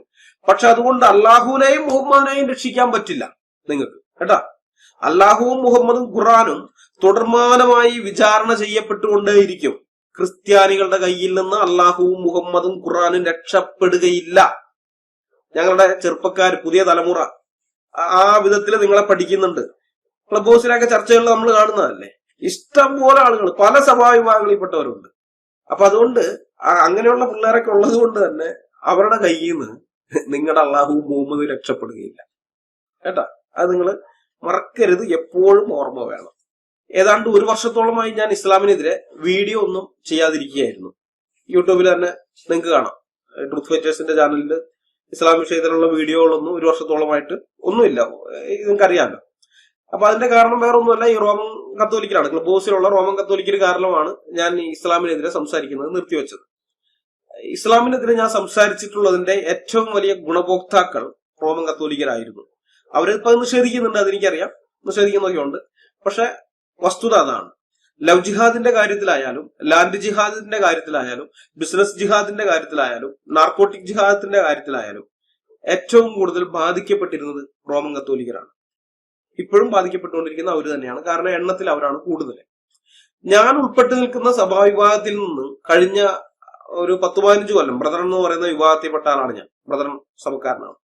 അപ്പൊ ആ ബ്രദർ സഭയിൽ നിന്ന്, അതായത് ഞാൻ ഉൾപ്പെട്ട് നിൽക്കുന്ന പ്രാദേശിക അസംബ്ലിയുടെ കാര്യമല്ല പറയുന്നത്, കേരളത്തിൽ മൊത്തമുള്ള ബ്രദർ വിശ്വാസികളിൽ നിന്ന് കഴിഞ്ഞ 10-15 കൊല്ലത്തിനിടയിൽ 7-8 ആളുകൾ മാത്രമേ ലവ് ജിഹാദിൽ അകപ്പെട്ട് ഇസ്ലാമിലേക്ക് പോയിട്ടുള്ളൂ. നമുക്ക് വിവരങ്ങളൊക്കെ കിട്ടാറുണ്ട്. ഏതെങ്കിലും സഭയിൽ നിന്ന് ഇങ്ങനെ ആരെങ്കിലൊക്കെ പോയി കഴിഞ്ഞാൽ വിളിച്ചു പറയും, ബ്രദറെ അവരോട് സംസാരിക്കാൻ ബ്രദർ വരുമോ, ഇങ്ങനെ ഒരു സംഭവമുണ്ട്, ഒരു കേസുണ്ട് എന്ന് പറഞ്ഞ് വിളിച്ചു പറയും. അപ്പൊ ഞാൻ ബ്രദർ, മറ്റു പല സഭാവിഭാഗങ്ങളിൽ നിന്നുള്ള വിളി വരുന്നുണ്ട്. ബ്രദറുകാരുടെ കേസാകുമ്പോൾ നമ്മൾ പ്രത്യേകമായിട്ട് നോട്ട് ചെയ്ത് വെക്കും. കാരണം അറിയണം, ഞാൻ ഉൾപ്പെട്ട് നിൽക്കുന്ന വിഭാഗത്തിൽ നിന്ന് എത്ര പേര് പോയി എന്ന് എനിക്ക് അറിയണം എന്നുള്ളതുകൊണ്ട് അത് നമ്മൾ എണ്ണ വിട്ട് വയ്ക്കും. അതിന്റെ അടിസ്ഥാനത്തിലാണ് ഞാൻ ഈ പറയുന്നത്. പിന്നെ ഞാൻ എന്നെ വിളിച്ച് പറയാത്ത കേസുകൾ ഉണ്ടെങ്കിൽ എനിക്കത് അറിയില്ല. എന്നാൽ പോലും വളരെ കുറച്ചുള്ളൂ, വളരെ കുറച്ച് ആളുകളെ പോയിട്ടുള്ളൂ. പക്ഷേ ഈ 10-15 കൊല്ലത്തിനിടയിലെ റോമൻ കത്തോലിക്കരിൽ നിന്ന് ഇസ്ലാമിലേക്ക് പോയത് 25,000-ത്തിലധികം പേരാണ്. 25,000. ഇത് ഞാൻ ഉണ്ടാക്കിയ കണക്കൊന്നുമല്ല. ഞാൻ ഈ ക്ലാസ്സുകളൊക്കെ എടുക്കാൻ വേണ്ടി എന്നെ മുമ്പ് വിളിച്ചിരുന്നു, ഞാൻ പോയിരുന്നല്ലോ, ഇപ്പോഴും വിളിക്കുന്നുണ്ട്. ഞാൻ ഇതൊന്നും അറിയാത്ത, ഇവിടെ ഈ ഫൈറ്റ് നടക്കുന്നതൊന്നും അറിയാത്ത പല ആൾക്കാരും എന്നെ വിളിക്കാറുണ്ട്. അപ്പൊ ഞാൻ പറയാം ഇങ്ങനെയൊക്കെയാണ് അവസ്ഥ, അതുകൊണ്ട് ഇനി റോമൻ കത്തോലിക്കരുമായിട്ട് ഇടപാടിനില്ല, വരികയില്ല എന്ന് പറഞ്ഞ് നമ്മൾ അവരോട് സ്നേഹത്തിൽ തന്നെയാണ്. കാരണം അവര് നമ്മളോട് ആ പഴയ സ്നേഹം വെച്ചിട്ട് വിളിക്കുകയാണ്. അവർക്കറിയില്ല ഇങ്ങനെ യുവമാരൊക്കെ ഇങ്ങ് വന്ന് അലമ്പുണ്ടാക്കി നമ്മളിപ്പോ അവരുമായിട്ട് സഹകരണത്തിലില്ല എന്നുള്ള കാര്യം അറിയില്ല. അതറിയാത്തവരാണ് വിളിക്കുന്നത്. അപ്പൊ അങ്ങനെ ചെല്ലുന്നിടത്തൊക്കെ അവര് തന്നെ പറയുന്ന കണക്ക് ഞാൻ കേട്ടിട്ടുള്ളതാണ്. ഇന്ന ജില്ലകളിൽ നിന്ന് ഇത്ര പേര് ഇങ്ങനെയൊക്കെയാണ്, അങ്ങനെ മൊത്തം നമ്മുടെ ഇത്ര പേര് പോയി, അതിൽ നിന്ന് ഇത്ര ആൾക്കാരെ നമുക്ക് തിരിച്ചു കൊണ്ടുവരാൻ പറ്റി. അത് കുറെ പേരെയൊക്കെ തിരിച്ചു കൊണ്ടുവന്നിട്ടുണ്ട്. ഞാനിപ്പോ ഈ 25,000 ഇതൊക്കെ പറഞ്ഞെങ്കിലും ഏതാണ്ട് അതിൽ നിന്നൊരു 10,000-ഓളം പേരെയെങ്കിലും തിരിച്ചു കൊണ്ടുവരാൻ സാധിച്ചിട്ടുണ്ട്. പക്ഷെ എന്നാലും 15,000 പേര് അപ്പോഴും ഉണ്ട് അവിടെ. ഇത് ഇപ്പോഴത്തെ അല്ല, ചില വർഷങ്ങൾക്ക് മുമ്പത്തെ കണക്കാണ്. ഇപ്പോഴത്തെ കണക്ക് എനിക്കറിയില്ല. അപ്പോ കുറെ പേരൊക്കെ തിരിച്ചു കൊണ്ടുവന്നെങ്കിലും ബാക്കിയുള്ളവരൊക്കെ മുസ്ലിങ്ങളായിട്ട് തന്നെ തുടരുകയാണ്. ഈ റോമൻ കത്തോലിക്ക മതത്തിനെതിരെ ഒരക്ഷരം മിണ്ടാതെ എന്റെ വഴിക്ക് പോയിക്കൊണ്ടിരുന്ന എന്നെ ഒരാവശ്യമില്ലാതെയാണ് ഈ ക്ലബ് ഹൗസിലെ റോമൻ കത്തോലിക്കര് വന്ന് ചൊറിയാൻ തുടങ്ങിയത്. അപ്പൊ ആ ചൊറിയാൻ ഞാൻ പലവട്ടം പറഞ്ഞു, ഞാൻ ഇതിനകത്തില്ല, ട്രൂത്ത് ഫൈറ്റേഴ്സും ഇല്ല, ഒഴിവാക്കി വിട്, നിങ്ങൾ തമ്മിൽ അടിക്കണമെങ്കിൽ നിങ്ങൾ അടിച്ചു, എന്ത് വേണമായിക്കോ, ഞാനില്ല എന്ന് പലവട്ടം പറഞ്ഞാണ്. പക്ഷെ ഇവന്മാര് മനഃപൂർവ്വം ട്രൂത്ത് ഫൈറ്റേഴ്സിനെ വലിച്ചടിച്ചുകൊണ്ടിരിക്കുകയാണ്. അത് മുമ്പത്തെ ഒരു വീഡിയോയിൽ നമ്മൾ ചെയ്തിരുന്നു. ട്രൂത്ത് ഫൈറ്റേഴ്സിന്റെ പേരിട്ടിട്ട് ഇവര് റൂമുകൾ തുറപ്പുകൊണ്ടിരുന്നത്. അപ്പൊ പിന്നെയാണ് ഞാൻ അറിയുന്നത് ആ ചൊറിയാൻ വന്ന ആൾക്കാർ വെറുതെ വന്നതല്ല, അവർക്ക് പുറകില് സപ്പോർട്ടായിട്ട് ലോഹധാരികളുണ്ട്. ഈ ലോഹ ഇട്ടുകൊണ്ട് നടക്കുന്ന ടീമുകളുണ്ടല്ല, അവരുടെ സപ്പോർട്ടോടുകൂടിയാണ് ഇവന്മാര് ഞങ്ങൾക്കെതിരെ വന്നിരിക്കുന്നതെന്ന് അറിഞ്ഞപ്പോഴാണ് ഞാൻ ഇസ്ലാമിനെ എക്സ്പോസ് ചെയ്യുന്നത് തൽക്കാലത്തേക്ക് നിർത്തിവെച്ചത്. അത് ഈ വീഡിയോയിൽ മാത്രമല്ല, ക്ലബ് ഹൗസിലും ആ വിഷയം ഞാൻ സംസാരിക്കുന്നില്ല. ഞാൻ മാത്രമല്ല, ട്രൂത്ത് ഫൈറ്റേഴ്സിലെ സഹോദരന്മാരോട് ആലോചിച്ചിട്ട് നമ്മൾ തൽക്കാലത്തേക്ക് അത് എടുക്കണ്ട എന്ന് പറഞ്ഞ് ഞങ്ങൾ നിർത്തിവെച്ചതാണ്. കാരണം ഇവർക്ക് പ്രയോജനം ചെയ്യുന്ന ഇവരുടെ ആളുകള് ഇസ്ലാമിലേക്ക് പോകുന്നതിനെ തടയുന്ന വിധത്തിൽ അവർക്ക് പ്രയോജനമുള്ള കാര്യങ്ങളൊക്കെ നമ്മൾ പറയുകയും വേണം. എന്നിട്ട് അതൊക്കെ കഴിഞ്ഞിട്ട് അവരുടെ തെറിവിളിയും ജാതി അധിക്ഷേപവും പിന്നെ അവര് നമുക്കെതിരെ ഉന്നയിക്കുന്ന ഈ നുണകള് ഇതൊക്കെ നമ്മൾ കേൾക്കുകയും വേണം. എന്തിനാണ് അതിന്റെ ആവശ്യം? വേണ്ടാന്ന് വെച്ച് നിർത്തിവെച്ചതാ. 4-5 വർഷത്തേക്ക് ഇസ്ലാം സംബന്ധമായ ഒരു കാര്യവും പബ്ലിക് പ്ലാറ്റ്ഫോമുകളിൽ സംസാരിക്കേണ്ട എന്നാണ് ഞാൻ തീരുമാനിച്ചിരുന്നത്. അതുകൊണ്ടാണ് ട്രൂത്ത് ഫൈറ്റേഴ്സിലെ ഇസ്ലാം സംബന്ധമായ വീഡിയോകളൊന്നും വരാതിരുന്നത്. അപ്പൊ ഇത് ഞാൻ ക്ലബ് ഹൗസിലെ ട്രൂത്ത് ഫൈറ്റേഴ്സിലെ സഹോദരന്മാരുമായിട്ട് ചർച്ച ചെയ്തതാണ്. എന്റെ തീരുമാനത്തോട് അവർ യോജിക്കുകയും ചെയ്തു. പക്ഷേ കേരളത്തിൽ ഇസ്ലാമിക് സ്റ്റേറ്റ് ഉണ്ടാക്കി ക്രിസ്ത്യൻ മതപണ്ഡിതനെ വധിക്കാനൊക്കെ നിങ്ങൾ പ്ലാനിട്ടിരിക്കുന്നതായി ഞങ്ങൾ അറിഞ്ഞ സ്ഥിതിക്ക് ആ തീരുമാനം ഞങ്ങൾ മാറ്റുകയാണ്. മനസ്സിലായോ? ഒരു 4-5 കൊല്ലത്തേക്ക് നിങ്ങൾക്കെതിരെ ഒന്നും മിണ്ടണ്ടെന്ന് വിചാരിച്ചിരുന്നതാണ്. ഇപ്പോ നിങ്ങൾ ഇങ്ങനെ ഒരു കാര്യം ചെയ്യാൻ പ്ലാനിട്ട് നിറഞ്ഞ സ്ഥിതിക്ക് ഞങ്ങൾ അത് മാറ്റുകയാണ്. കാരണം ഇപ്പൊ ഞങ്ങൾ നിങ്ങളുടെ ഐഡിയോളജിയുടെ ഭീകരത തുറന്നു കാണിച്ചില്ലെങ്കിൽ നിങ്ങളുടെ ഗോത്രദേവന്റെയും നിങ്ങളുടെ പ്രവാചകന്റെയും നിങ്ങളുടെ കിതാബിന്റെയും മാനവിക വിരുദ്ധതയും കാരുണ്യരാഹിത്യവും മനുഷ്യത്വമില്ലായ്മയും നിങ്ങളുടെ പ്രമാണങ്ങളിൽ നിന്ന് എക്സ്പോസ് ചെയ്തില്ലെങ്കിൽ പിന്നെ ഞങ്ങൾ ക്രിസ്ത്യൻ അപ്പോളജിസ്റ്റുകളാണെന്ന് പറഞ്ഞു നടക്കുന്നതിൽ യാതൊരു അർത്ഥവുമില്ല. മനസ്സിലായോ? ഒരർത്ഥവുമില്ല. കേരളത്തില് ഇസ്ലാമിക് സ്റ്റേറ്റ് ഉണ്ടാക്കാൻ വേണ്ടി ഇപ്പൊ ശ്രമം നടത്തിയവരെല്ലാം ഒരുപക്ഷെ NIA അറസ്റ്റ് ചെയ്ത് ഉള്ളിൽ തള്ളുമായിരിക്കും. പക്ഷെ ആ ഭീഷണി നമ്മുടെ തലയ്ക്ക് മുകളിൽ നിന്ന് മാറിപ്പോകുന്നില്ല. ഇപ്പൊ IS ഉണ്ടാക്കാൻ നോക്കിയ എല്ലാവരെയും NIA പിടിച്ച് അറസ്റ്റ് ചെയ്ത് ഉള്ളിലിട്ടാലും ആ ഭീഷണി നമ്മുടെ മുമ്പിലുണ്ട്. കാരണം എന്താ? ഇവന്മാർക്ക് ഊർജ സ്രോതസ്സായി വർത്തിക്കുന്നത് ഖുർആൻ എന്ന യുദ്ധ പുസ്തകമാണ്. ആ പുസ്തകത്തിൽ പറഞ്ഞിരിക്കുന്ന കൽപ്പനകളാണ് ഇവർ നടപ്പിലാക്കാൻ നോക്കുന്നത്. ആ കൽപ്പനകൾ നടപ്പാക്കുന്നതിൽ ഇവര് പരാജയപ്പെട്ടാൽ അടുത്ത ആളുകൾ വരും. അവര് പരാജയപ്പെട്ടാൽ വേറെ ആളുകൾ വരും. കാരണം പുസ്തകത്തിൽ അതല്ല എഴുതി വെച്ചിരിക്കുന്നത് അർത്ഥം മനസ്സിലാക്കി ഇത് വായിച്ച് ഇത് ഫോളോ ചെയ്യാൻ തയ്യാറായ ആളുകൾ വന്നുകൊണ്ടേയിരിക്കും. ഇത് ഇങ്ങനെ അന്തമില്ലാതെ തുറന്നുകൊണ്ടിരിക്കും. അതാണ് ഇനി കേരളം നേരിടാൻ പോകുന്ന ഒന്നാമത്തെ ഭീഷണി. ഏറ്റവും വലിയ ഭീഷണി ഇനി അതാണ് കേരളം നേരിടാൻ പോകുന്നത്. രണ്ടാമത്തേത് അതിനോട് സമമായ കാര്യമാണ്. വോട്ട് ബാങ്കിൽ കണ്ണും വെച്ച് ഇടതനും വലതനും ഇക്കൂട്ടർക്ക് എല്ലാ പിന്തുണയും കൊടുക്കൂ എന്നുള്ളതാണ്. അവർക്ക് ഈ ഭരിക്കുന്ന ആളുകൾക്കായാലും പ്രതിപക്ഷത്തിരിക്കുന്നവർക്കായാലും ദീർഘവീക്ഷണമൊന്നുമില്ല. അപ്പോഴത്തെ കാര്യം മാത്രമേ ഉള്ളൂ. ഇപ്പൊ ഞങ്ങൾക്ക് വോട്ട് കിട്ടണം, അധികാരത്തിൽ വരണം, ഞങ്ങളുടെ മക്കളുടെ കാലത്ത് അല്ലെങ്കിൽ അടുത്ത തലമുറ, ആ ചിന്തയെ ഇവർക്കില്ല. 5 കൊല്ലം കഴിഞ്ഞാലോ 10 കൊല്ലം കഴിഞ്ഞാലോ എന്തെന്നുള്ളതൊന്നുമില്ല. ഇപ്പോഴത്തെ ചിന്തയെ ഇവർക്കുള്ളൂ. അതുകൊണ്ട് ഇപ്പോഴത്തെ ഇതിൽ ഇവർക്ക് സപ്പോർട്ട് ചെയ്തുകൊണ്ടേയിരിക്കും. അതാണ് കേരളം നേരിടുന്ന രണ്ടാമത്തെ ഭീഷണി എന്ന് പറയുന്നത്.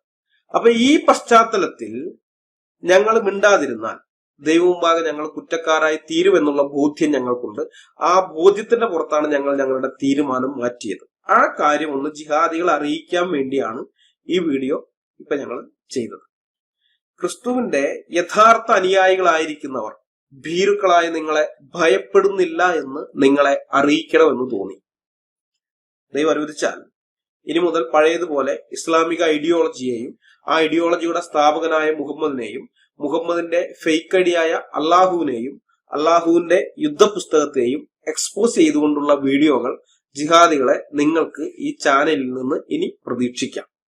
ചാകാൻ തയ്യാറായി നടക്കുന്നവരെ കൊല്ലുമെന്ന് പറഞ്ഞ് ഭീഷണിപ്പെടുത്തുന്നത് അല്ലെങ്കിൽ പേടിപ്പിക്കാൻ നോക്കുന്നത് ഭൂലോക മണ്ടത്തരമാണ് എന്ന് ജിഹാദികളെ നിങ്ങൾ ഇനിയെങ്കിലും മനസ്സിലാക്കുക കേട്ടാ. ഇനി ഇതുകൊണ്ട് റോമൻ കത്തോലിക്കരായിരിക്കുന്ന ആളുകൾ ഞങ്ങൾക്കെതിരെ കുറെ കാര്യങ്ങൾ പറഞ്ഞു. ഇപ്പതേ ഇതിന്റെ കീഴേ വന്ന് കുറെ എണ്ണം കമന്റ് ഇടും. ഇവന്മാർക്കൊന്നും ഒരു ബുദ്ധിമുട്ടുണ്ടാക്കാത്ത, ഒരു പ്രശ്നം ഉണ്ടാക്കുന്ന വീഡിയോയ്ക്ക് കീഴേ വന്നിട്ട് പോലും അവന്മാരിപ്പോ കമന്റ് ഇടുന്നുണ്ട്. ഞാൻ ഈ ഫൈറ്റ് ഇതിനകത്തേക്ക് യൂട്യൂബിനകത്തേക്ക് കൊണ്ടുവരരുതെന്നാണ് വിചാരിച്ചിരുന്നത്. ഫേസ്ബുക്കിലേക്കും കൊണ്ടുവരരുതെന്ന് എനിക്ക് ആഗ്രഹം ഉണ്ടായിരുന്നു. പക്ഷെ അവന്മാർ തന്നെ എടുത്തു. ഫേസ്ബുക്കിൽ കൊണ്ടുവന്നിട്ട് നടത്തി വേറെ നിവൃത്തിയില്ലാണ്ട് ഞങ്ങൾക്ക് സംസാരിക്കേണ്ടി വന്നു. ഇപ്പൊ യൂട്യൂബിൽ അത് തന്നെയാണ്. താഴെ കീഴിലൊക്കെ വന്നിട്ട് ഓരോരുത്തന്മാര് കമന്റ് ഇടുന്നുണ്ട്. അപ്പൊ അതുകൊണ്ട് ഇനിയിപ്പോ അത് യൂട്യൂബിലേക്ക് നിങ്ങൾ കൊണ്ടുവന്ന സ്ഥിതിക്ക് യൂട്യൂബിലും ഉണ്ടാവും. അവർക്കെതിരെ ഉണ്ടായിരിക്കൊന്നുമില്ല. അവരെയും എക്സ്പോസ് ചെയ്യുന്ന വീഡിയോകൾ വരും ഇതിനകത്ത്. ഇത് ഒരാവശ്യമില്ലാതെ അവരായിട്ട് വരുത്തി വെച്ചിരിക്കുന്നതാണ്. എന്തായാലും ആയിക്കോട്ടെ, നിങ്ങൾക്ക് അതാണ് ഇഷ്ടമെങ്കിൽ എനിക്ക് ഒരു പ്രശ്നവും ഇല്ല. എനിക്ക് തന്നെ എന്റെ കൂടെയുള്ളവർക്കും ഒരു പ്രശ്നമില്ല. ഞങ്ങൾ അത് തന്നെ അങ്ങനെ തന്നെ പോകും. അപ്പൊ അതുകൊണ്ട് ഇനി മുതൽ ജിഹാദികളെ അത്ര സന്തോഷിക്കേണ്ട. ഒരു കൊല്ലത്തോളമായിട്ട് മിണ്ടാതിരുന്ന സംഗതി സ്റ്റഡികൾ, ഇഷ്ടംപോലെ സ്റ്റഡികളുണ്ട്, വർഷങ്ങളോളമായിട്ട് എടുത്തിരിക്കുന്ന, നമ്മൾ പഠിച്ചു വെച്ചിരിക്കുന്ന പല കാര്യങ്ങളും. ആ കാര്യങ്ങളെല്ലാം ഇനി വീഡിയോ ആയിട്ട് ദൈവം അനുവദിച്ചാൽ വരും കേട്ടാ. അതുപോലെ തന്നെ ഇതിന്റെ കീഴെ വന്ന് കമന്റ് ചെയ്യുന്ന റോമൻ കത്തോലിക്കരോടും പറയാണ്, നിങ്ങളും വിഷമിക്കൊന്നും വേണ്ട. കമന്റ് ചെയ്യുന്നത് കുറഞ്ഞ പുള്ളികളൊന്നും അല്ല. 10-12 കൊല്ലത്തോളം നമ്മളോട് കൂടെ ഉണ്ടായിരുന്ന, ഈ വിഷയമൊക്കെ നന്നായിട്ട് അറിയാവുന്ന കത്തോലിക്ക ആളുകളൊക്കെ തന്നെയാണ്. ഇതിനകത്ത് ഓരോ പ്രശ്നങ്ങളൊക്കെ ഉണ്ടാകുമ്പോൾ ഫോൺ വിളിച്ച് കാര്യങ്ങളൊക്കെ പറഞ്ഞിട്ടുള്ളത് അവർക്കറിയാം, സത്യാവസ്ഥ എന്താണെന്നുള്ളതൊക്കെ. എന്നിട്ട് അതെല്ലാം മറച്ചു വെച്ച് പുതിയ നരേഷനമൊക്കെ വന്നിരിക്കുകയാണ്. എന്തായാലും സമയത്തിന്റെ കുറച്ച് പരിമിതിയുണ്ട്, കുറെ തിരക്കുകൾ വരികയാണ്. അത് ആ തിരക്കുകളൊക്കെ ഉള്ളത് കൊണ്ടാണ് നമുക്കിത് പലതും മുടങ്ങി പോകുന്നത്. അപ്പൊ ഏതായാലും ഇനി മുതൽ ദൈവം അനുവദിച്ചു കഴിഞ്ഞാൽ വീഡിയോകളെല്ലാം വരും. ഈ വീഡിയോ ഞാൻ ഇവിടെ അവസാനിപ്പിക്കുകയാണ്. അടുത്ത വീഡിയോയുമായി വരുന്നതുവരെ കർത്താവായ യേശു ക്രിസ്തു എല്ലാവരെയും കാത്തു സംരക്ഷിക്കുമാറാകട്ടെ. അവിടുത്തെ വിലയേറിയ നാമം മാത്രം എന്നും എന്നേക്കും വാഴ്ത്തപ്പെടട്ടെ. ആമേൻ.